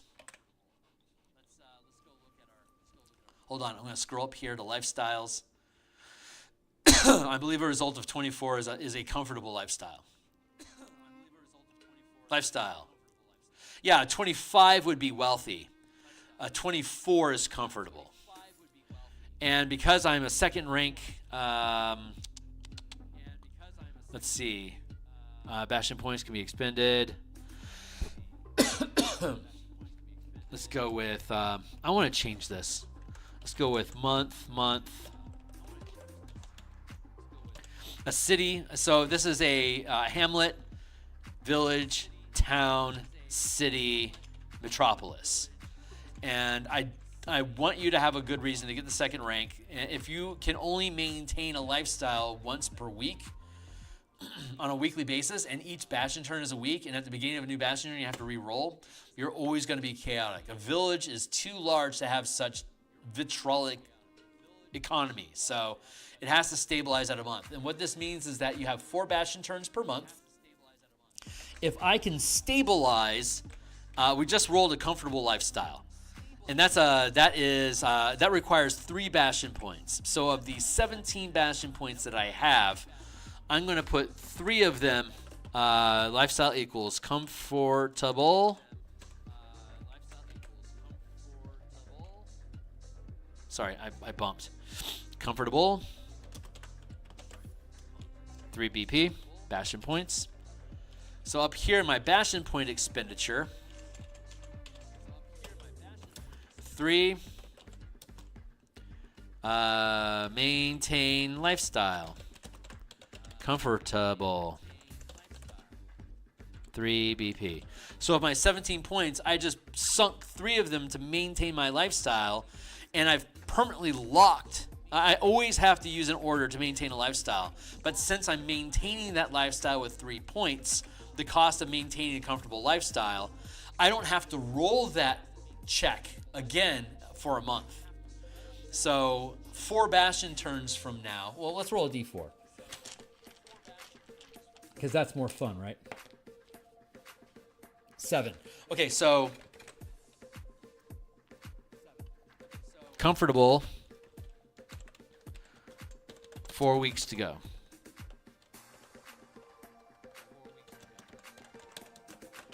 So next turn, in our next Bastion turn, it'll be 3 weeks left. And then 2, and then 1, and then we won't be maintaining a lifestyle. We won't be maintaining any lifestyle anymore. I now have to re-roll my lifestyle. So again, I'm going to roll a d20 plus d6 plus 2. This time I rolled a 1 plus 2. That's a 3. Add it to 17. I got a 20. Okay, so for another month, I can maintain that comfortable lifestyle because a comfortable lifestyle is a DC 20. I'll keep those 3 points locked in to maintain that comfortable lifestyle, but 4 weeks from now, I'm going to have to come back and do it again. If I had rolled less than 20, if I have spare Bastion points, I can pocket. Pocket equals 4 BP. Let's say I have a pocket of 4 BP. That means I have 4 points of my 17 points I chose specifically not to spend for my Bastion points, so I can re-roll my lifestyle and issue additional orders. The lifestyle is the only check that I can literally re-roll unless something allows me to do otherwise. Normally, if I fail a check, I'm sorry, that's not accurate. That changed. You can't re-roll any failures. A failed die roll forces you to make a complication. You could then, if you wanted to, issue an order to resolve that complication, but it's going to be a different check. So like going back down into our list, so we now know we're maintaining a comfortable lifestyle. Let's say it was damaged, so say it was wealthy, but now it's comfortable. So so even though it went from wealthy to comfortable, it still slid, which creates a complication. So going back down to our Bastion events, we rolled a 17 initially for the flavor of the events, which is, residents are experimenting with new techniques to harvest materials, so we gain a free harvest order this turn. So we can double roll, but that's flavoring just the mood of the place in general. That's what's going on. So in that context, this is harvest related, so we'll keep that in mind when we go after this. And again, we're experimenting with new techniques to harvest, but our lifestyle slid. So apparently, whatever it is that we're experimenting with right now isn't working well. It's starting to create results that we can harvest. We get the extra harvest action this turn, But the overall results that we're narrating is that our lifestyle decreased. So whatever reason, we dumped a lot into trying to figure out these new harvesting techniques. It didn't pay off for us great, but we figured it out, and I think it's going to work in the future. If we can resolve the complication to our lifestyle, everything will be peachy. So let's go down to our maintain order. We failed that order, created a complication. So now we're going to roll a d6. See how there's 7 different types of orders that can be issued to a bastion. Again, crafting, empower, harvest, maintain, research, recruit, and trade. Those are our 7 orders. Whenever you fail a check and create a complication, you can't re-roll to see if you can succeed anyway. Instead, you trigger a complication, and then you can issue a separate order to solve that complication. Or you don't issue an order to solve it, and instead you make an adventure out of it. Like I was saying, let's go find the night hag in the storehouse that's causing our mutton pies to become undead creatures, right? Weird, but that's Lorwyn for you, I guess, right? So no, it's actually more Eldraine than Lorwyn, but regardless. So let's roll a d6 to see what type of order could be issued to resolve the adventure, or to resolve the complication. So I rolled a 4. So that's recruit. So if we're looking at, so the issue is that our lifestyle slipped, and now we're not as well off as we were before, and there's civil unrest. The best way that we can identify, like the easy answer for us to fix the wealth problem right now is recruit, which is hirelings of the Bastion are being kidnapped for ransom. Issue the recruit order to hire hostage negotiators to recover the hirelings, or create an adventure to rescue the hirelings. So, hirelings of the Bastion are being kidnapped for ransom. Our lifestyle slid. I threw out the crazy idea about the night hag. If we were to stick with that, the night hag has been doing what night hags do. They take people. They take people away and torture them in their dreams. So I would say our lifestyle is slipping. We're working on this research thing for the plants. Maybe, yeah, we're having a rash of people that are going missing, and that's causing a number of stores to go. So, like, Jesus, this sounds like a decent amount of the population is under duress. So let's look at how significant of a problem this is. I'm going to roll percentile dice, and I got a 23. So, God, 23% of the population have gone missing. So that means that there's some sort of mass, and 23. That's a fourth of the population, and we've got like 800 people. There's 200 people have gone missing.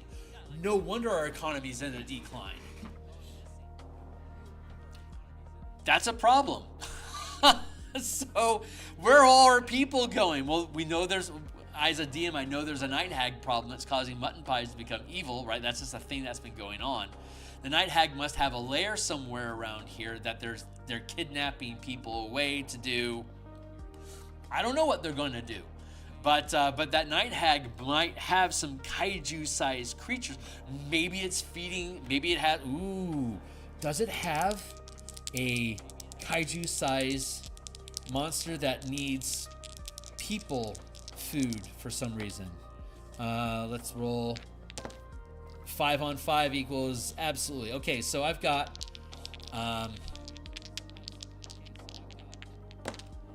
it's not the cloaker. The cloaker is just a kaiju that attacked the community, number 5. Oh, this is attacking number 3. This is attacking Irontown. So there's some sort of kaiju that the night hag has, right? Yes, it does. I'm just rolling oracle dice. The way I have a video about this on my channel about oracle dice and how to use them. The first dice sets the difficulty, and the second one has to equal or exceed the first number to be true.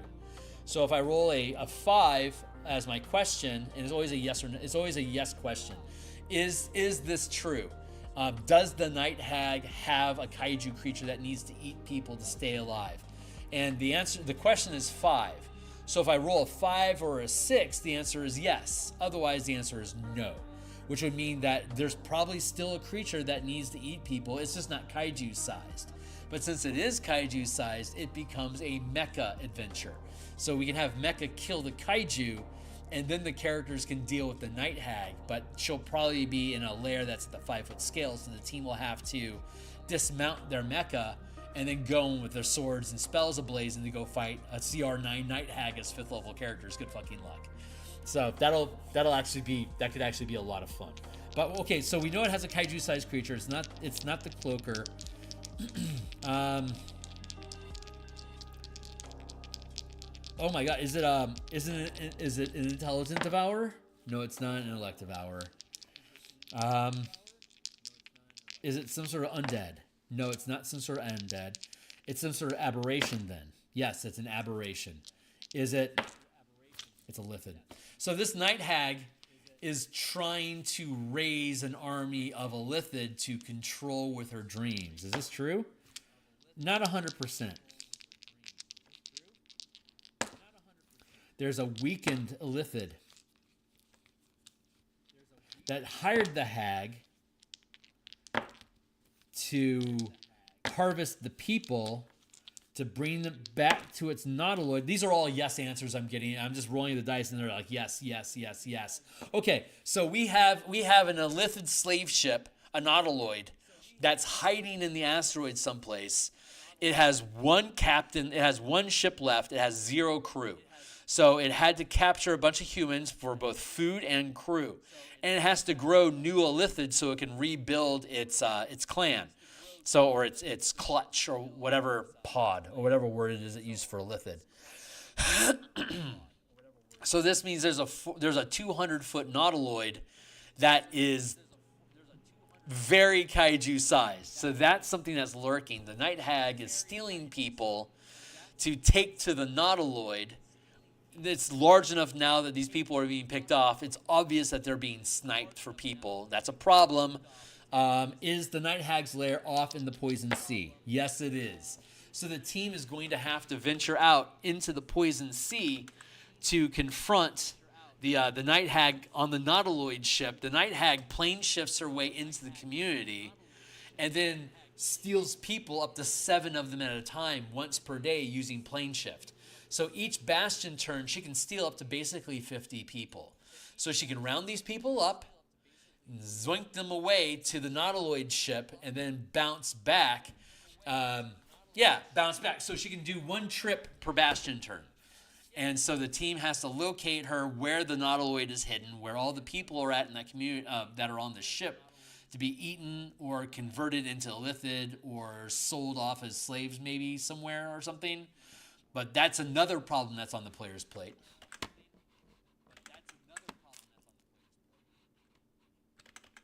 My music stopped again.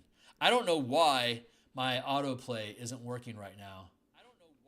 Epidemic's is a great service. I really like the music that Epidemic provides. But it stops occasionally and I don't know why. Yeah, I just wanted to take a quick second and thank everyone that's been hanging out and watching the stream. God bless you people. I really appreciate that. I do game design like this on Mondays and Thursday nights. I do artwork for my books, like all the artwork that I post on on my Twitter and Blue Sky and Discord and stuff. That's all art that I do, and I do that art Monday through Fridays in the morning. Like we'll be back on tomorrow morning. We're building a blood golem for our Eberron adventure, and that should be a lot of fun.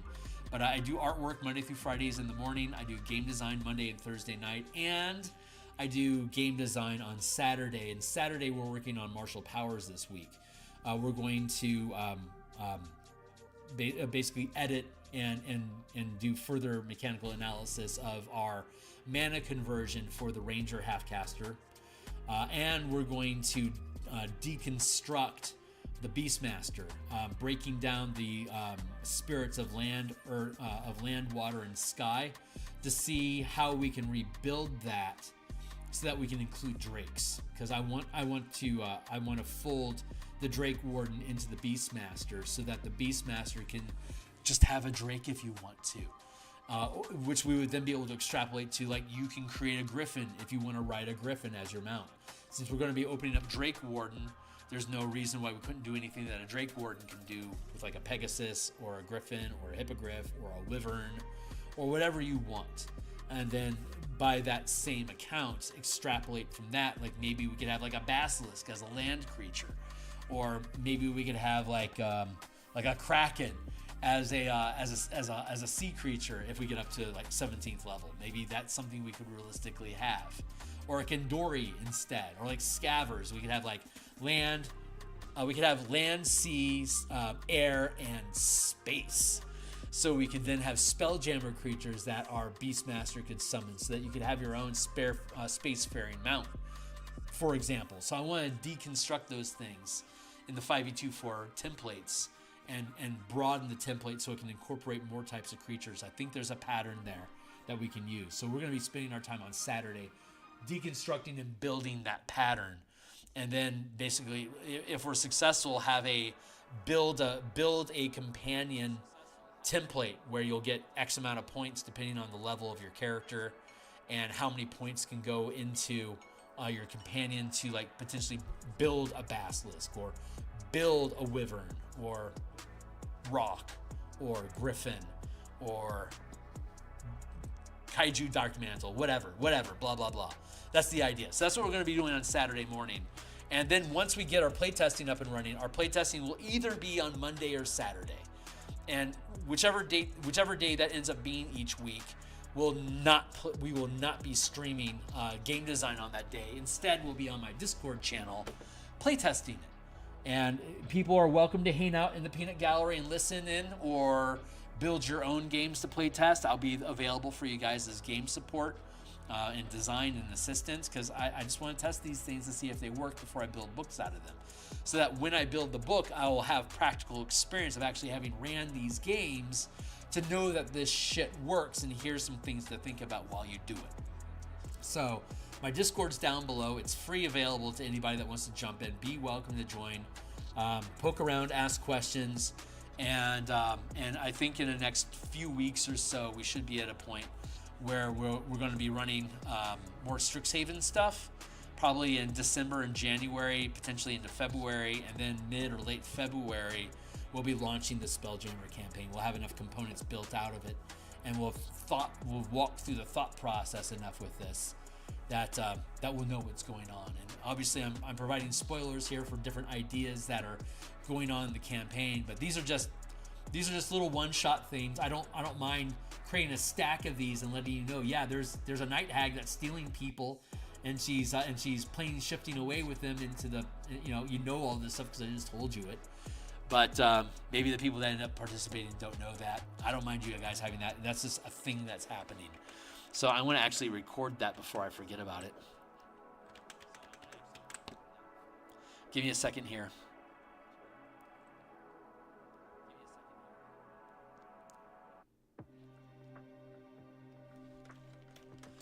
What's this community called? I've forgotten. Number 3 is called Redstone. Thank you. Redstone has nearly 200 people vanishing from the town, from the village. This is the 4th week of losing citizens, and the lifestyle has eroded as a result of so many missing.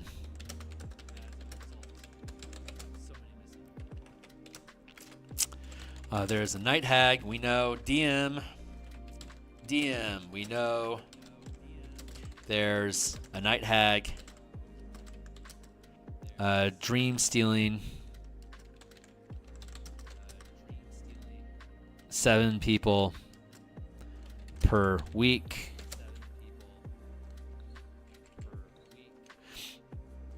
Okay, realistically, she can only steal 7 people per week because of the long rest mechanics. So we'll make it 50 people advantage so far. Delivering them to a wounded illithid nautiloid.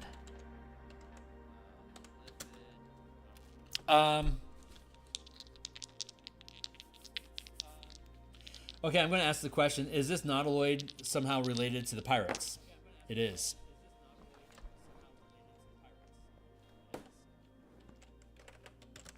In the Lazar territory. The Illithid is the pirate commander. Yep. Mentally enslaving the captains of its fleet. Cool. Okay, we have now established that we have an Illithid nautiloid as the command ship of the pirate fleet that's causing our team trouble. We know that there's the main pirate threat in the area. Here's where we are. 1, 2, 3, 4 days away. Each square is 10,000 miles. We currently have the maximum speed for our Eberron air spell ships, our spell jamming ships, to be only 10,000 miles per day. That way, the full system of Eberron with all its moons is a 22-day journey from Eberron to the moon of Shavarith. 22 days on the way back. We're out here in orbit, just a bunch of gnomes, dwarves, and Warforged fighting to make a difference. So this is this area here has become Lazar pirate territory, which we now know. The captain of that is an Illithid with a nautiloid ship that apparently just took a shitload of damage. Did the Lazar pirates over here? You can see this other X. This is another danger zone. This is I forget the name of the Feywild moon that comes through here on number 9, but this is the Unseelie Court. So the most maybe 2 orbits ago, the moon dumped off a bunch of Shadowmoor. If we're going to use the new D&D Beyond supplement idea of Lorwyn and Shadowmoor, but I'm more of an Eldraine guy myself, honestly. I like the 5 factions of Eldraine better than the Lorwyn Shadowmoor dichotomy. But regardless, Unseelie Court.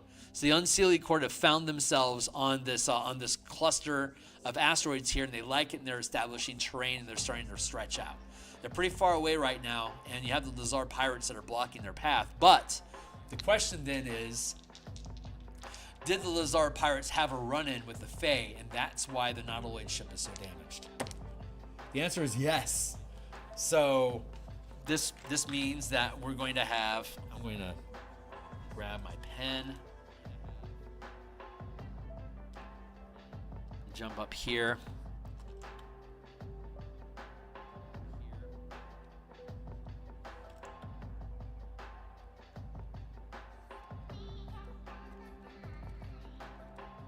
Pirate versus Fae battles. So this is where the Fae and the pirates are basically fighting over territory between each other.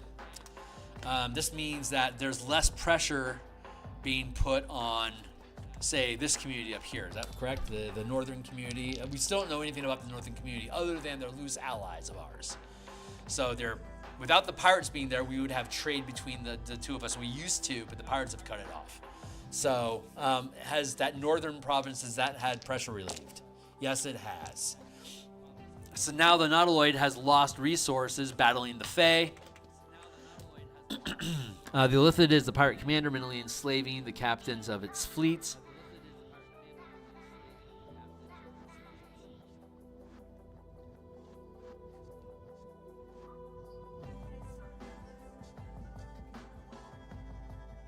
Let's shift it like this.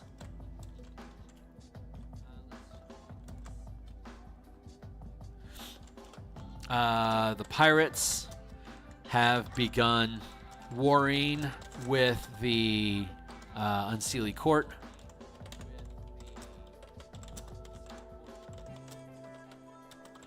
The nautiloid suffered heavy casualties and needs new crew and food sources.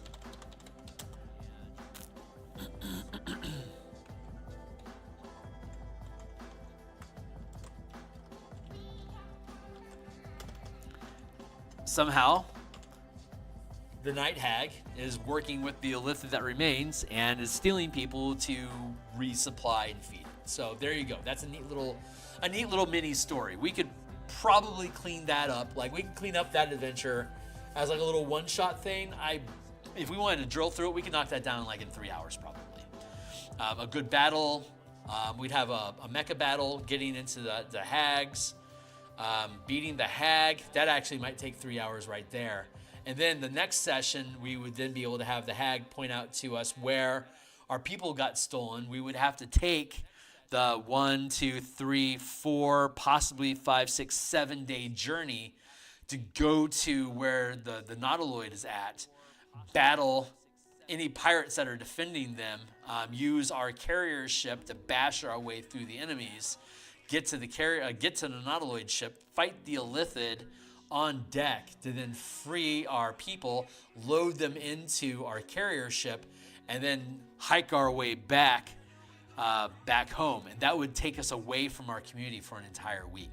So we would roll over the Bastion turn, and we would be arriving at the tail end of the next Bastion turn. Whoa, interesting.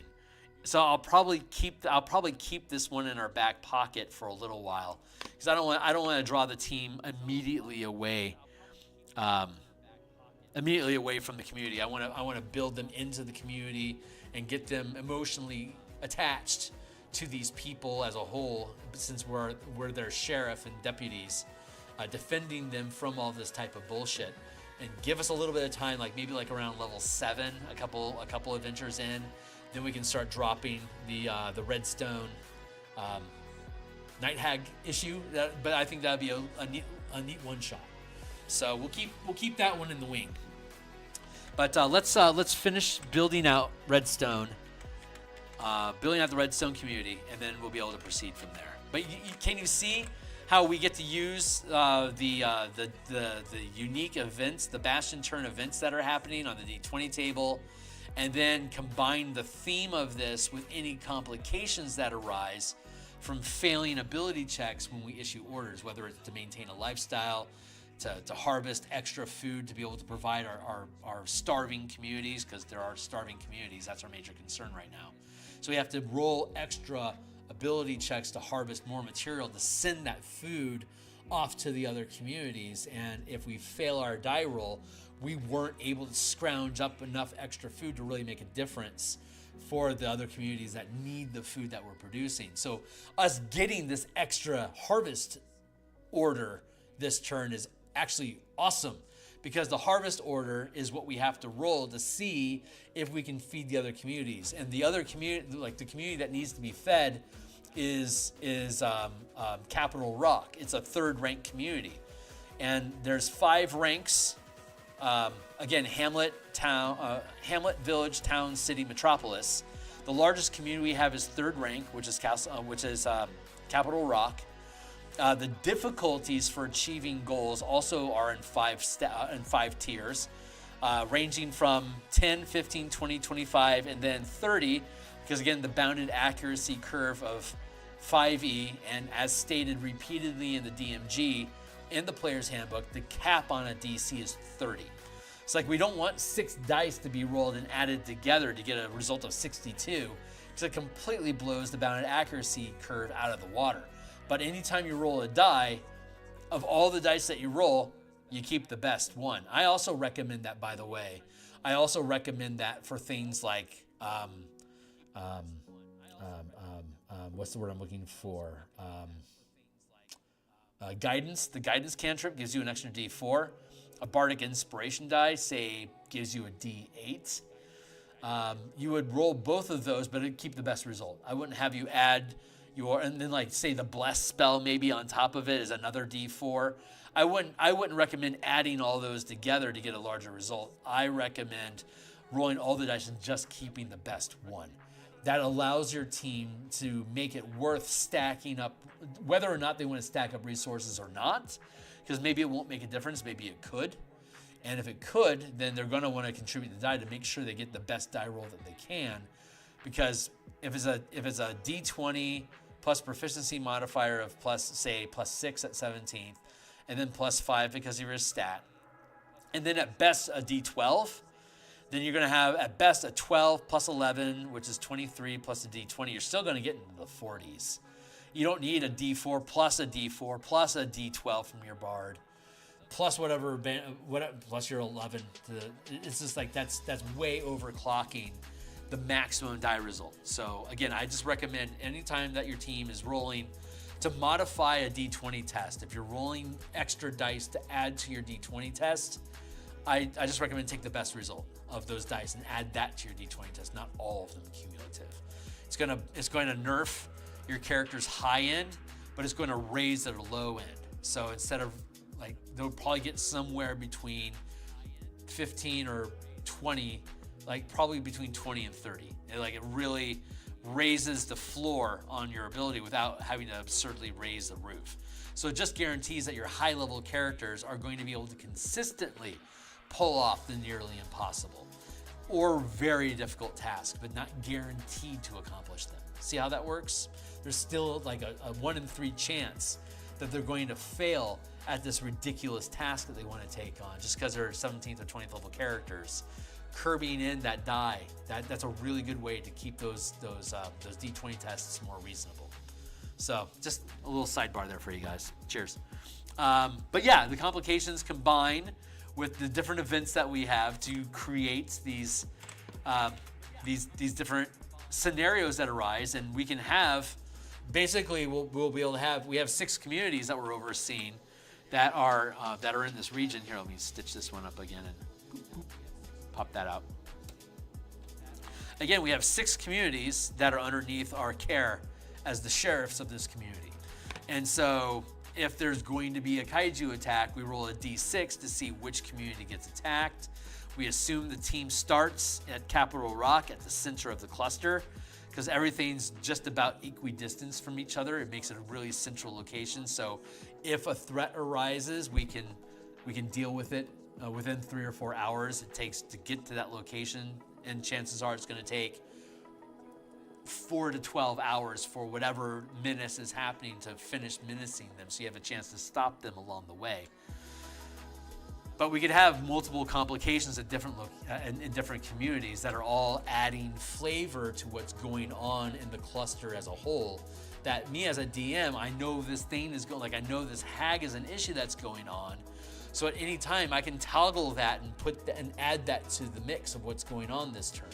During this week of Bastion turn, I can introduce that night hag anytime that I want. So there you go. So let's finish off. Let's finish fleshing out Redstone, and then we'll call it a day. So we're doing really good. Recent event. There we go. So we have 17 points total in Redstone. Let's get up to it. There. 17 points. By the time we get to 21 points, the population will have grown, or rather, if the population continues to grow, we will attain more Bastion points. And once we roll over to 21 Bastion points, we will elevate from being a village to a town, gain 3rd rank, and then be able to use these Bastion points to start allocating more and more resources. So let's Bastion points, rank, size, crop, unique bastions.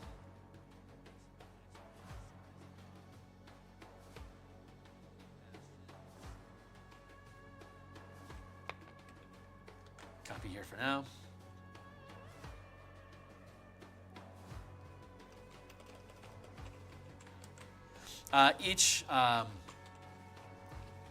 Each community has one unique bastion per rank.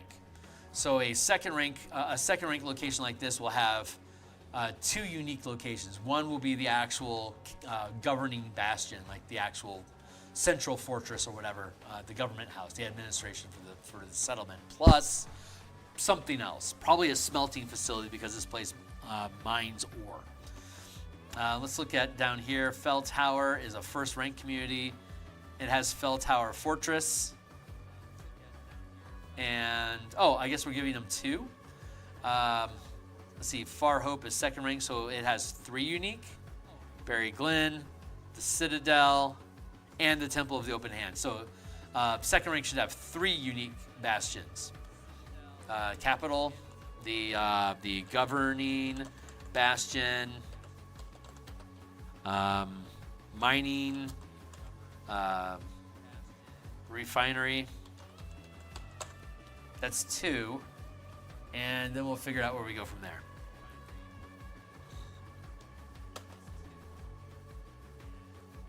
$17 points. You got 2 in the storehouse, 2, 4, 8, 11. We want to have a barracks. A second rank barracks can have up to 100 soldiers. And that's second rank. And again, second rank is our cap. Because we're only second rank. We can have 3 points in our lifestyle because that a comfortable lifestyle requires 3 bastion points, so we can spend that. We could spend 5 if we wanted to maintain an aristocratic lifestyle, but we have to roll that 30, that DC 30. We have to get there first to earn it. And with a D6 plus 2 plus D20, it's impossible for us to have an aristocratic lifestyle in this town, this village. The best we can do is be wealthy. We're close. We skimmed it, but we can't actually get to aristocratic lifestyle. Hell, we're having a hard time maintaining comfortable. So we'll be a while before we can actually hit those marks. Here's our orders, pocket. What else do we need? So we got 2, 4, 6. Okay, we need a 2 points into a workshop. Smelting, refinery. We'll call this refinery. Actually, let's make that a let's make the mining refinery its own bastion. So that's going to have second rank. How many points are you going to have? It's going to be D10 plus 10. 18.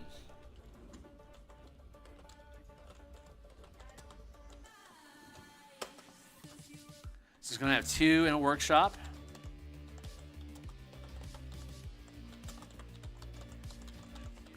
We're going to have 2 in a smithy.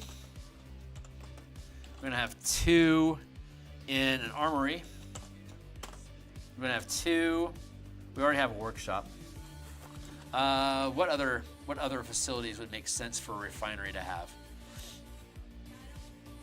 It could have its own. It could have its own stockade of soldiers and stuff to keep it safe. It could have its own storehouse.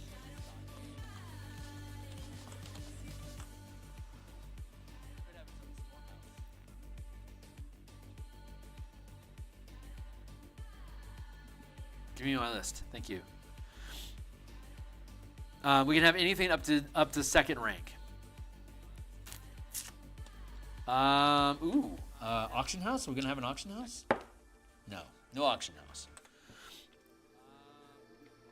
How about a gaming hall? We got gaming hall? Gambling? Huh? Gambling? Yes, we do. Gaming hall.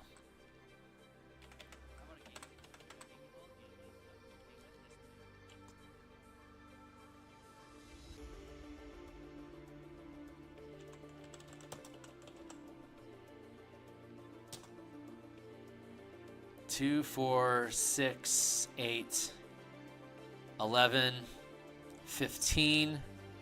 I've got 2 points left to spend on something. Storehouse, guild hall. Oh shit! We're doing crops, so I need 2 on garden so that we can harvest. The garden just basically becomes plantations. 2, 4, 6, 8, 10, 13, 17.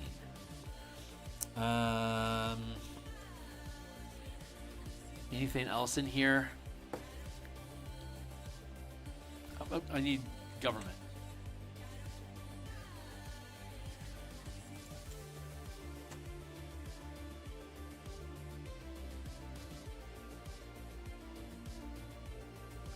The governing bastion has to be second rank.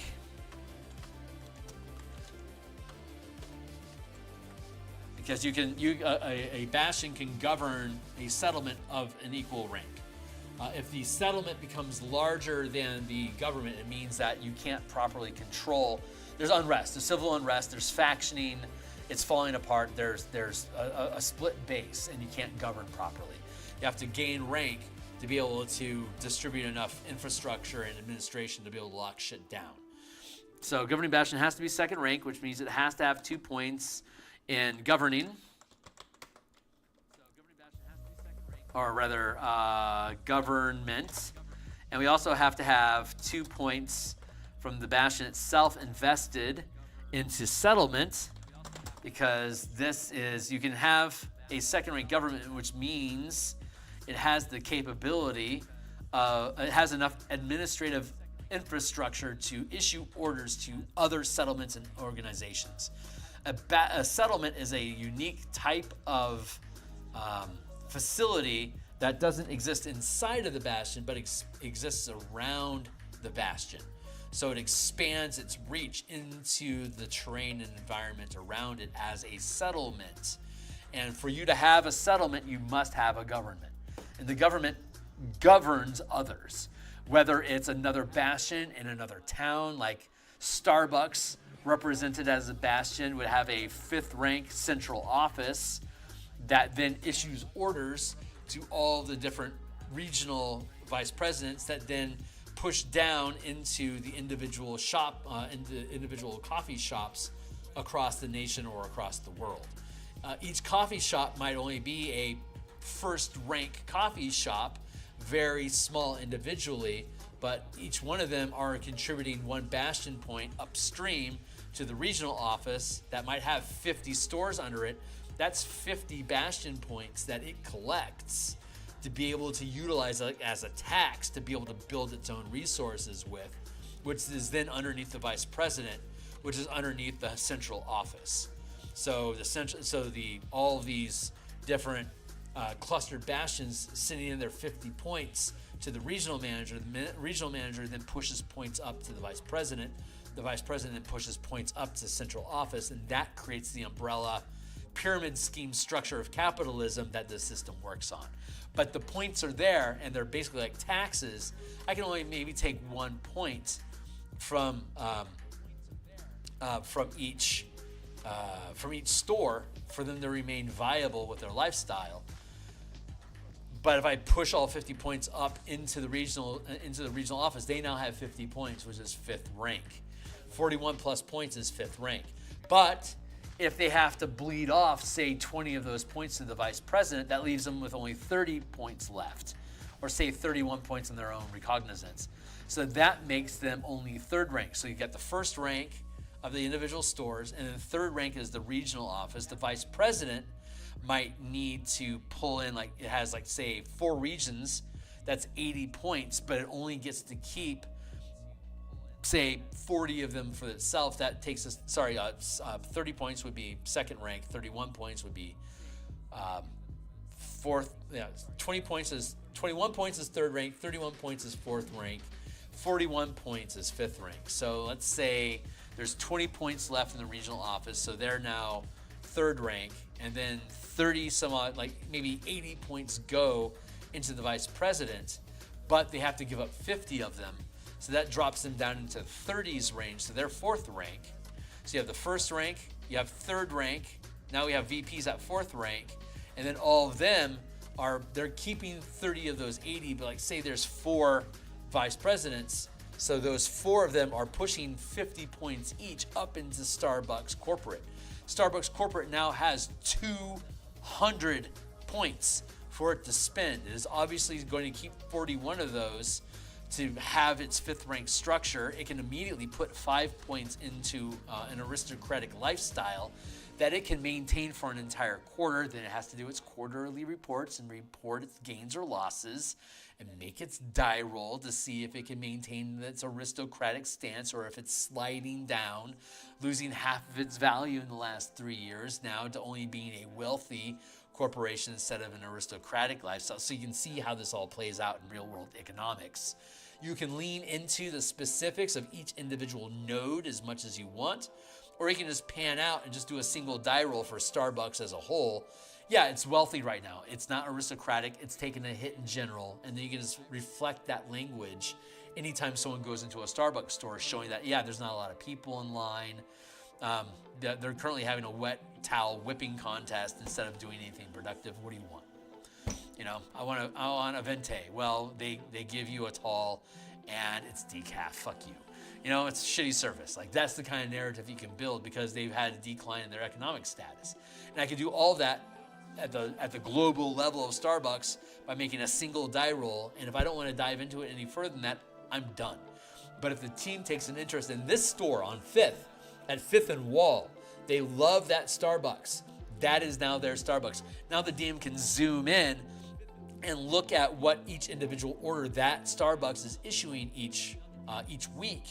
And as complications arise, your team could take an interest in making that the best Starbucks in the world.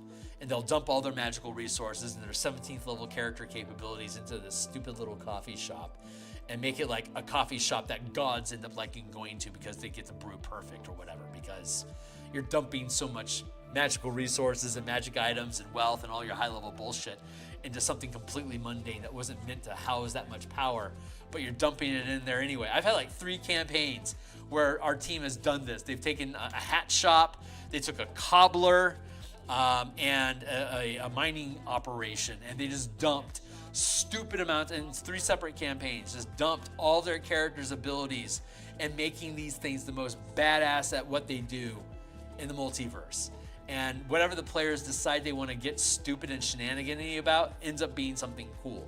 So this system allows you to then zoom in on whatever their pet project is at a time and start creating emotional complications that are going to pull at the team's heartstrings to keep this thing going as their pet. They're going to be more motivated to keep that stupid coffee shop standing than protecting the entire city from alien invasion. It's like, is our coffee shop in that town? Yeah, okay, well, we got to kick those aliens' asses. Like, that would be a major priority for almost any team I've ever ran with. And the system allows you to bend into those narratives by being as vague or zoom in as much as you want to the individual level.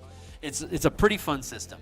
Again, it's all available for you guys to look at. It's all linked down below. This will all end up being published as content. Currently, the Bastion system, it looks like that's going to remain private IP to Wizards, which means the only place I can publish it is the DMsGuild. However, if during the course of the creation of this book, if we get to a point, if for whatever reason Bastions become part of the Creative Commons, that would mean that I could publish this literally anywhere that I wanted. And if that's the case, then I'll publish it on ttrpg and on my Patreon and blah, blah, blah. But anyway, I digress. So we're looking again here. 7, 9, 11, 13, 15. Cool. So gaming hall, garden, maintain lifestyle, guild hall, which is iron mining, storehouse.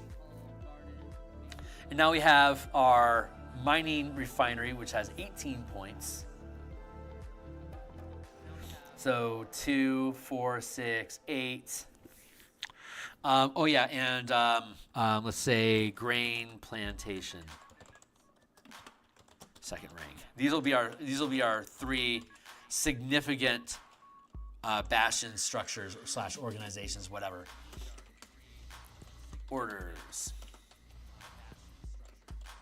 Lifestyle. Harvest. Iron. Harvest again. Iron. There we go. That's all that mining refinery is doing, is harvesting iron. Grain. Orders. Always with the lifestyle. Harvest. Veggies. Grain. Harvest. Grain.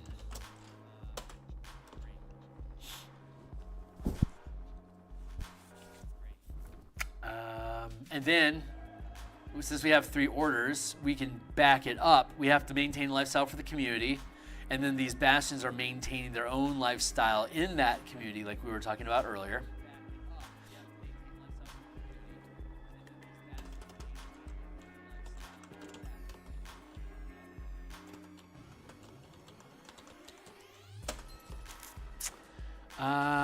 Let's see, lifestyle, we can do recruiting. No, let's do trade. Gather veggie materials from neighbor communities.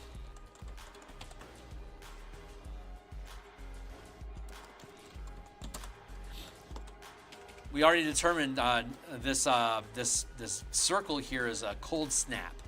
The moon of Frisia is connected to the plane of ice. So it deposited a manifest zone in the Poison Sea near the community. Each square here is 10,000 miles. So there's a massive manifest zone that's creating a cold snap in orbit here. And there's been rumors through scouts of ice elemental creatures drifting among the frozen asteroids. It's cold enough and has been enduring long enough that it's now affecting these three communities specifically, though these are right outside of it. This is a cold snap that's causing damage to the crops. So every time we're issuing the harvest order to these communities, they're rolling with disadvantage. So they're taking the worst result. And that doesn't affect the Bastion die, but it does affect the D20 die. So because it's cold, crops are down, they're being suppressed, they're not as effective as usual, they're more likely to fail and have complications that need to be resolved for them to be able to scrape this stuff together. It's a small miracle that this turn happens to allow them an additional harvest order so that even if they have complications, they can still be producing enough food for themselves to maintain, to be able to take care of themselves. But the community as a whole is issuing the trade order to gather resources from other communities to bring that food in to stabilize themselves. So that's one order they have to issue, trade, to have materials brought to them. Because the community's falling short because of the cold snap, they have to import more food. So that's what they're doing. All these communities, they're all in the same, they're all part of the same civilization. It's all the same community. Each settlement is inside the same community. So they're willing to help each other, obviously. But these are the complications that these guys are having that 4, 5, and 6 can take care of. 4, 5, and 6 are trying to grow. So people that don't want the cold are migrating from 1, 2, and 3 to 4, 5, and 6. So the power dynamic is starting to change of who has priority in these communities, who's calling the shots. Capital Rock at the middle has been the capital for as long as the communities have been established. But if this cold snap can't get resolved, people are leasing Capital Rock for Far Hope, which is currently being attacked by Cloaker Kaijus. But if the population in Capital Rock drops below 1,000 and the population in Far Hope exceeds 1,000, this will drop to a second-ranked community, and this will rise into a third-ranked community. They'll swap power bases. And so the politics will shift to whatever Far Rock wants to do, not what Capital Rock wants to do, which is a problem because Far Hope is not central to the cluster. The team is using Capital Rock as their base of operations because it's equidistant to all the different communities. That's by design. It's supposed to be the seat of power because it's easy to dispatch assistance to any one of these communities equally quickly. Basically 3 hours or 4 hours is all it takes to get there with military power to defend them from attacks. If the seat of power moves to Far Hope, that means that these electro mines and iron mines are now 7 hours away from the capital. That's a problem. So they need to solve this cold snap to keep the power centralized so that everyone can be equally protected. It's very possible that if the team is over here fighting this cloaker and something happens over here, it's going to be 7 hours before I can get there. That threat's going to be gone before we rise. They're going to have to handle it themselves, which is technically a complication. So it would be resolved as a military complication. Siege. They're being sieged by Kaiju. We then make the ability check versus the Kaiju's difficulty check, which is just a formula based on their CR. There you go. It's going to either be 10, 15, 20, 25, or 30, DC 10 to 30. And the military check is resolved just like all the other Bastion checks are. D20 plus rank of the Bastion, plus the rank of your barracks, which represents your military strength. So if you don't have any barracks in your community is undefended. So that's a problem. You always need to have a barracks in your community to keep it safe. So looking at this, you can have multiple of anything, but a second ranked Bastion can have up to 100 people in your garrison. and they have a population of 769. Typically, 1/10 of your population is available for garrison-like activity. So their barracks would have approximately 80 of 100. Like there you go. So 80. How many people does it take to operate a trebuchet? It takes 7 people to operate a trebuchet. So that means that we have enough people for 11 trebuchets.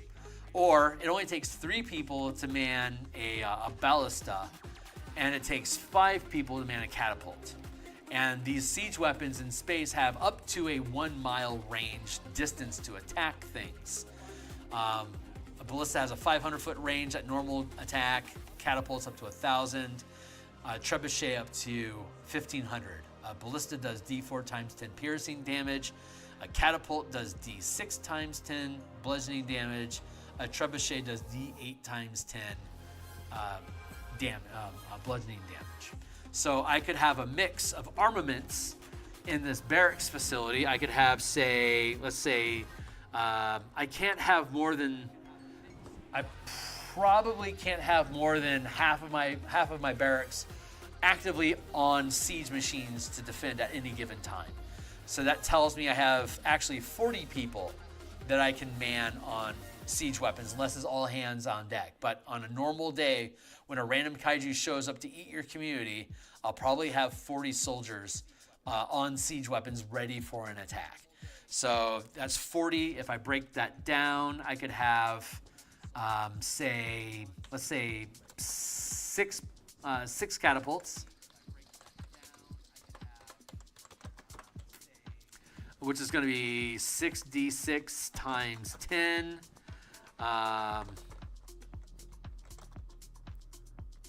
Bludgeoning damage. And that's going to be 30 people. And then I can have 3 ballistas.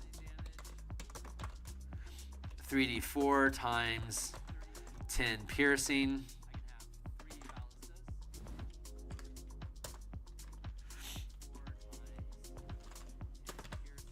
(1d6 plus 2 BP damage). So if I'm dealing at the army bastion level of being swarmed and sieged by like actual siege, when I'm defending my community against the sieging army, I would deal D6 plus 2 bastion points of damage that bastion turn against the sieging army, and the sieging army would do similar to me. Any damage that I take in the form of bastion points is bled off of my facilities. As you can see here, I have 4 bastion points in my pocket. So if they rolled D6 and they rolled a 2 plus 2, 4 bastion points, I can afford to take that hit by eating my pocket. My pocket is basically like temporary hit points that I can afford to lose to marauding savages, as it were. If it was, say, 8 points, I could, if I wanted to, destroy my lifestyle and then no longer be able to maintain a comfortable lifestyle, immediately drop it down to squalid, compromised, and then once they're driven away, we could re-roll it the next bastion turn to restabilize ourselves. But that would be 7 points, and then like maybe instead we get rid of 2 lifestyle points so we can at least maintain a poor lifestyle. 4 bastion points taken away from our pocket of just bonus. And then let's say they destroy the gaming hall. We wreck the gaming hall. We don't need to gamble. That's fine. We destroy the gaming hall for now. We shred our lifestyle by 2 points. And we destroy our pocket. That would be 8 points. We could survive that. Our barracks would still be intact. Our guild hall, our storehouse, our garden for our supplies, that would all be intact. It's just we've taken an economic hit. We've lost all our buffer. And we've lost our entertainment. We can survive that for a bastion turn. We'll be fine. And then we can make an order next turn to repair. To get our bastion points back, we'd roll a d6 plus 2. And if we got those 8 points back, then great. If not, we either have to issue an additional order or wait next turn to issue another order. We just need more orders. And normally this pocket of bastion points can be used to generate additional orders to deal with complications or to deal with things as they arise. But if we ate all of our pocket being damaged by the economic attack on this place, then we don't have that pocket to issue additional orders. So if we attempt to repair and we only roll 3 points, we're still down 5. We don't have our pocket back yet until next turn. Then maybe we can put some points into our pocket and get additional orders to try to speed up the success of repairing everything. Once we get all our Bastion points back, we can reallocate them where they're supposed to go, because once the Bastion points are back, everything is repaired and you're good to go again. See how that works?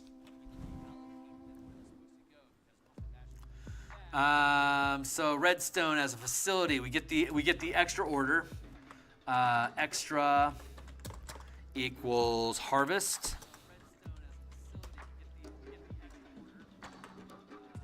I'm going to mark this off with brackets.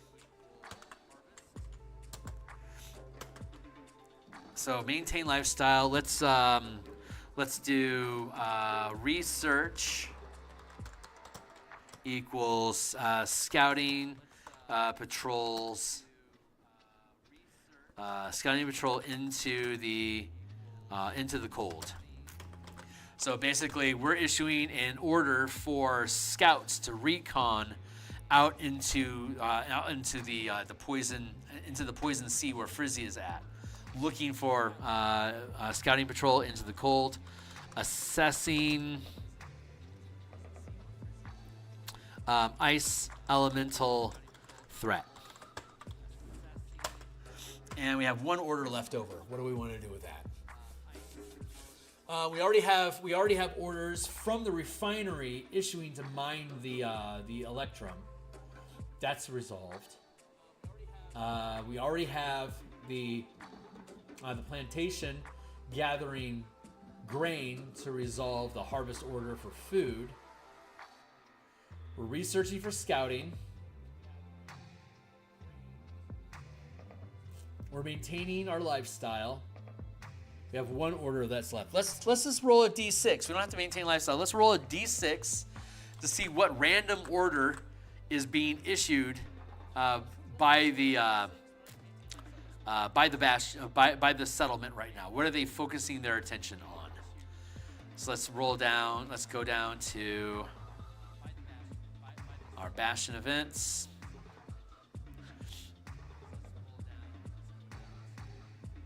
I'm looking forward to having this build as a PDF so I can just click on buttons, a hyperlink, and jump around. That'll be so fucking nice. Okay, maintain. We're not maintaining a lifestyle, so a D6 is good here. 4. 4 is recruiting. So we are attempting to recruit. We're so close. We're 790 some odd people. If they can get over 1,000, they'll increase their rank to 3rd rank and become a town and elevate their status and improve all their shit. So are they actively trying to grab more people? Yes, they are. Recruit equals, where are they trying to snipe that from? Maybe,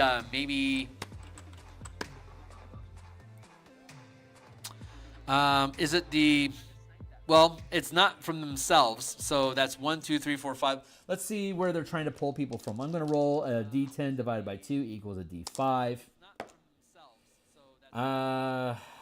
3 divided by 2 is 1.25. That's 1, 2, 3, 4, 5, 6.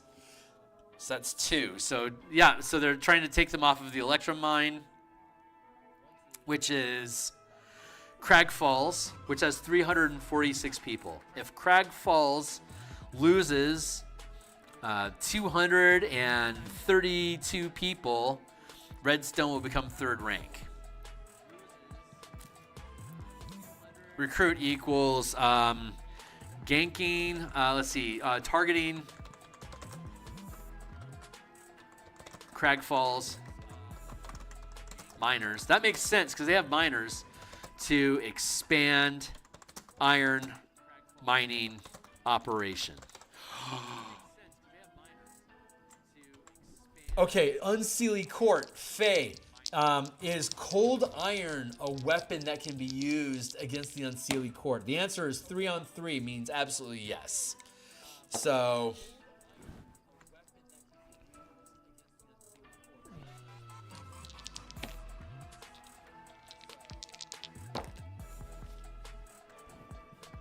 for northern allies to create cold iron Fey slaying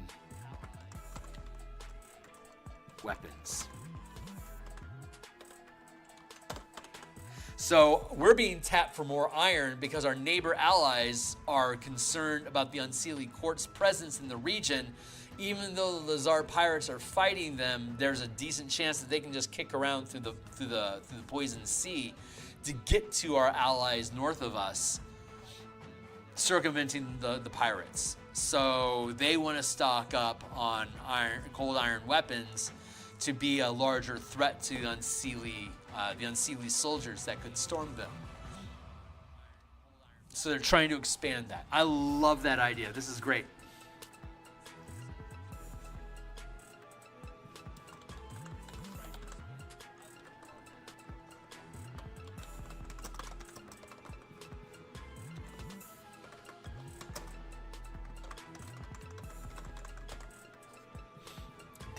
For disadvantage because the cold snap is disadvantage on these rolls. And down here in the grain plantation, grain, dis. What lifestyle are they maintaining? Let's just randomly roll to see what lifestyle they're maintaining. Let's do that for the community as a whole first.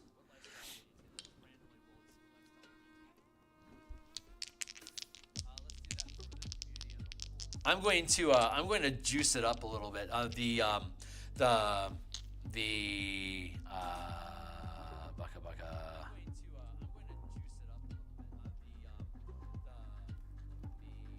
Oh yeah, we already determined redstone is a comfortable lifestyle.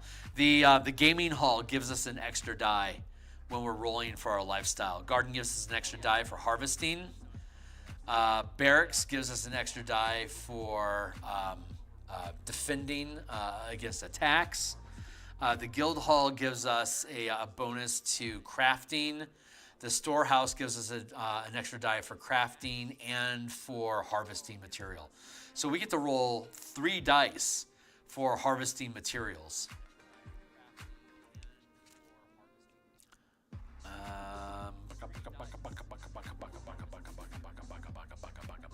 Let's see, where are we at? 2, 4, 6, 8, 10, 13, 17. Okay, that one's resolved.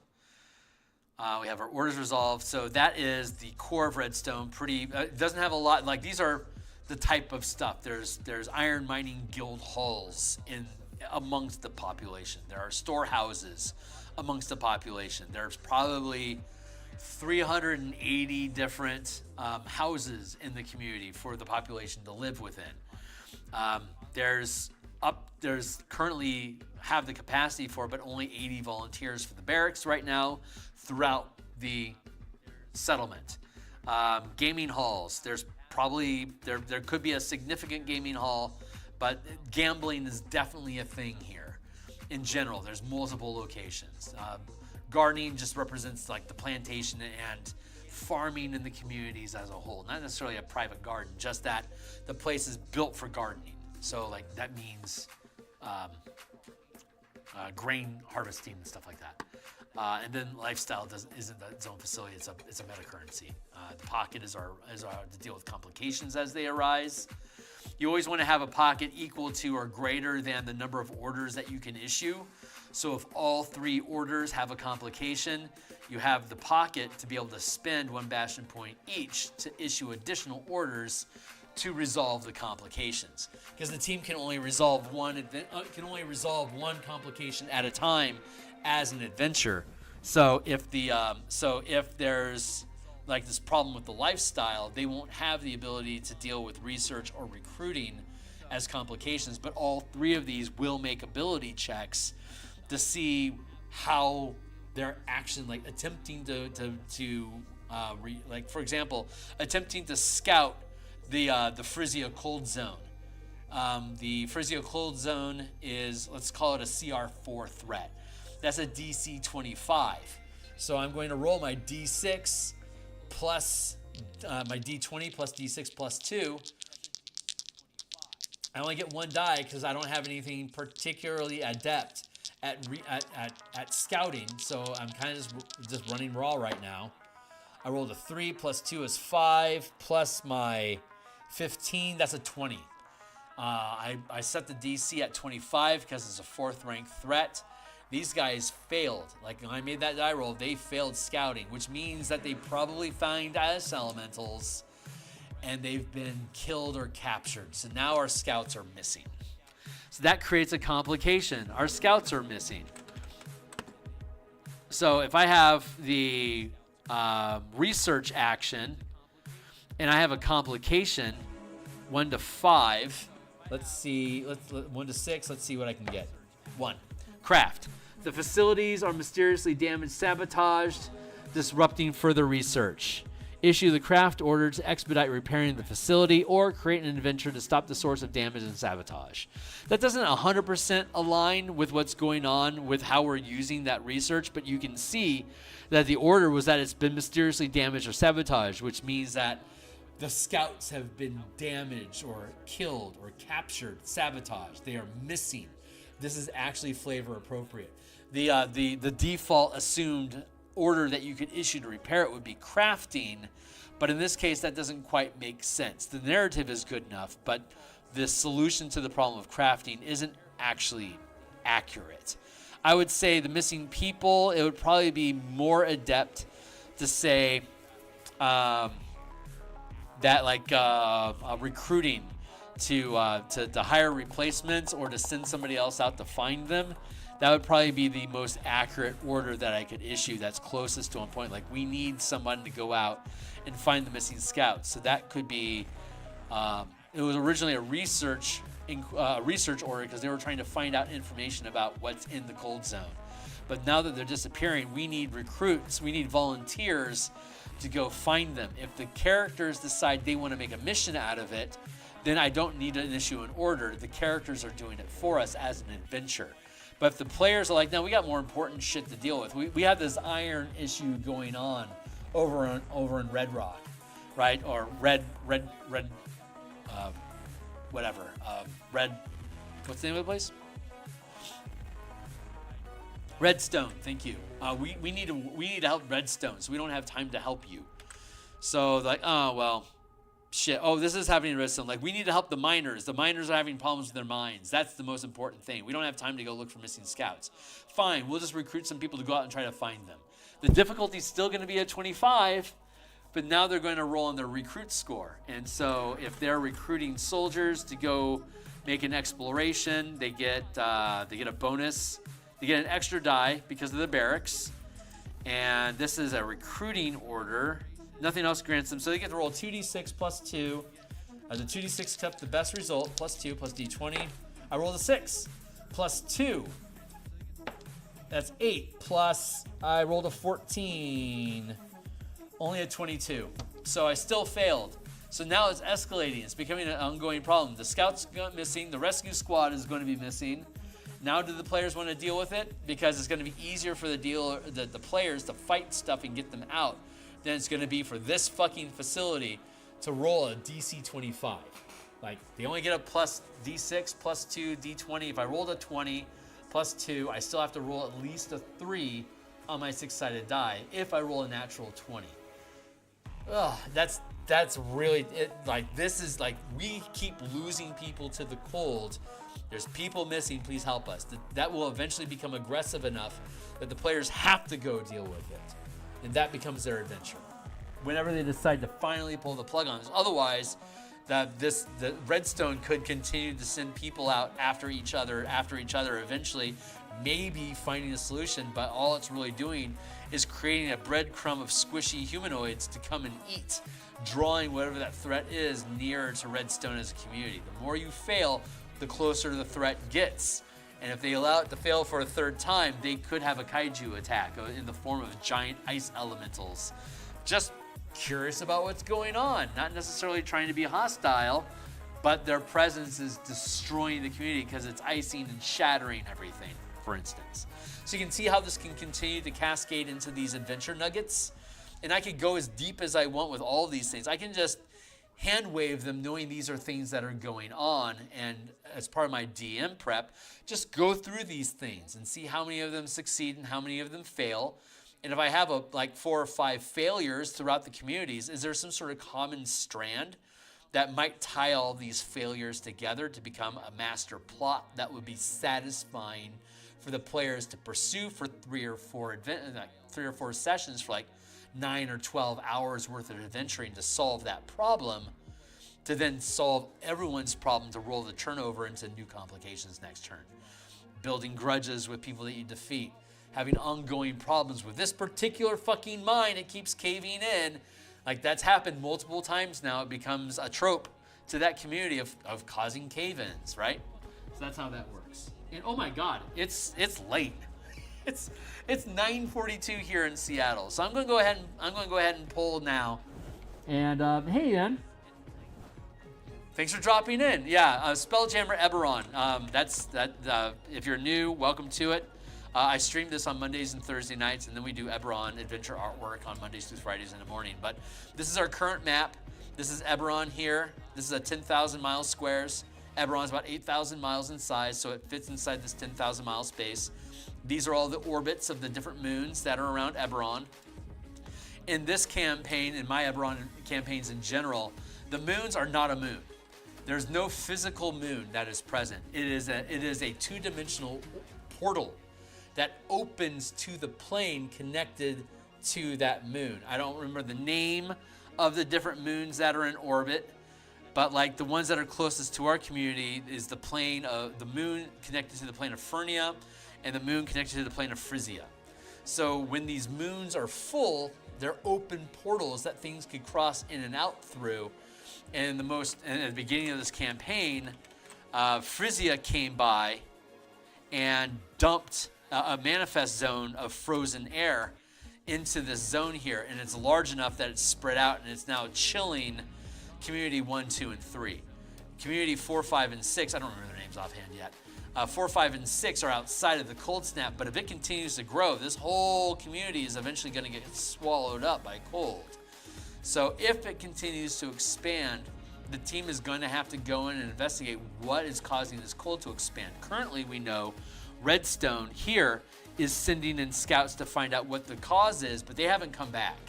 So that threat is in the process of escalating to the point where the players are going to have to get involved to find out what's going on. And we know that there's going to be kaiju-sized elementals, like 200-foot elementals, possibly 400-foot tall elementals that are out here somewhere.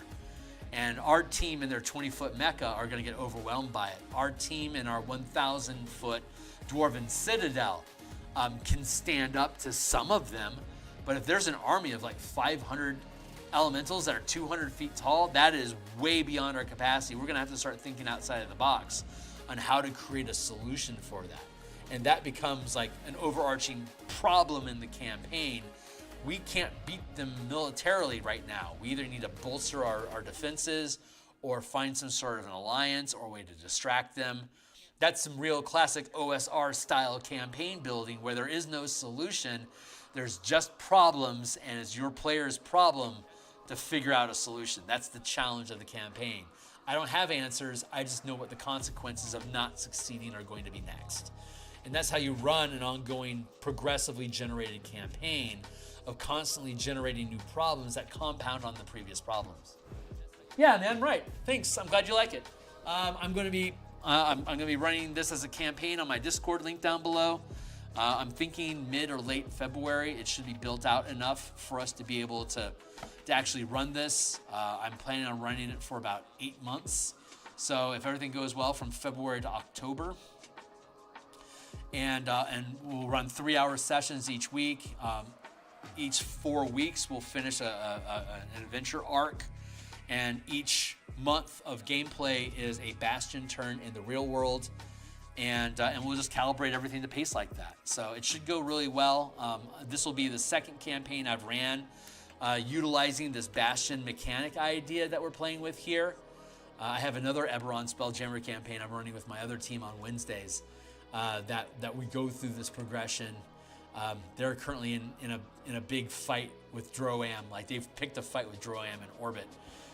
And they're in the process of sabotaging each other's mining operations. It's a lot of fun. It's a lot of fun. But yeah, this is a completely different completely different, unrelated campaign, taking different mechanics in a different direction to have a different feel for how the game runs. And this is all play testing. The Bastion mechanics, of course, they always need more testing. The mecha Kaiju mechanics, and just more Spelljammer time. Like all these things need more time. So I think I'm going to go ahead and stop here for the night. I'm probably about 3 hours into streaming. This is a good block for me. I'll be back tomorrow morning to continue artwork for the Eberron adventure that we'll be publishing on DMsGuild. Looks like it might be publishing close to New Year's. And then Saturday, I'll be back on, and we're going to work on the martial power system. We're going to continue developing the spell point ranger using our color mana spell point variant rules that we have published on the DMsGuild. And we'll do that and we're also going to rebuild. We're going to deconstruct the Beastmaster templates so that we can fold the Drake Warden into the Beastmaster. So there's only one pet class for the ranger, but we can universalize what kind of pet it can be. It's like basilisks or rocks or wyverns or giant scorpions or whatever, and have those choices have different mechanical impacts on the game. I think we can do that, and maybe we can pull it off in a 3-hour block of time, which is what we'll have Saturday morning to play with that stuff. So that's our objective for Saturday. I take Sunday off as my day of rest and spend time with the family. And then Monday we'll be back on doing Eberron adventure art in the morning, and then we'll be doing this in the evening. And of course, next week I'll have Thursday off for Thanksgiving, but I have Friday as a vacation day, and I'll be alone here at the house. So I'll have plenty of time to do artwork in the morning. I'll be able to probably do some lunchtime streaming, and since I won't be around Thursday night because of Thanksgiving, I'll have my Thursday design Friday afternoon, probably like at 2:00 Seattle time, so I can go from like 2 till 5, and then end my day like I normally would on Friday. But having spent it with you guys. So that's it for now. I'm going to go ahead and kick out of here. We'll continue developing these communities, building more Kaiju, looking at how they compare damage and hit points and stuff like that to the mecha that we're building for our team.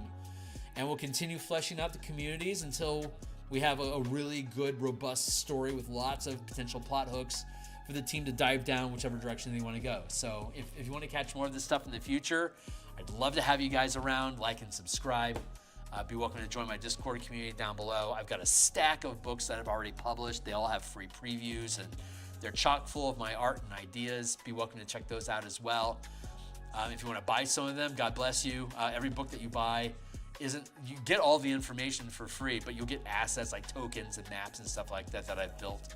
If you purchase anything, and whoever buys stuff, that encourages me to do more of that type of stuff. So that's me shilling. So thanks a lot for tolerating it. I appreciate you guys being here. I'm going to kick out for the night, and I hope some of you guys are willing to come back again in the future. I'd love to have you. See you guys on my Discord. Ask questions. I'm happy to help you guys build campaigns any way that you need. So I'll see you guys then. Cheers.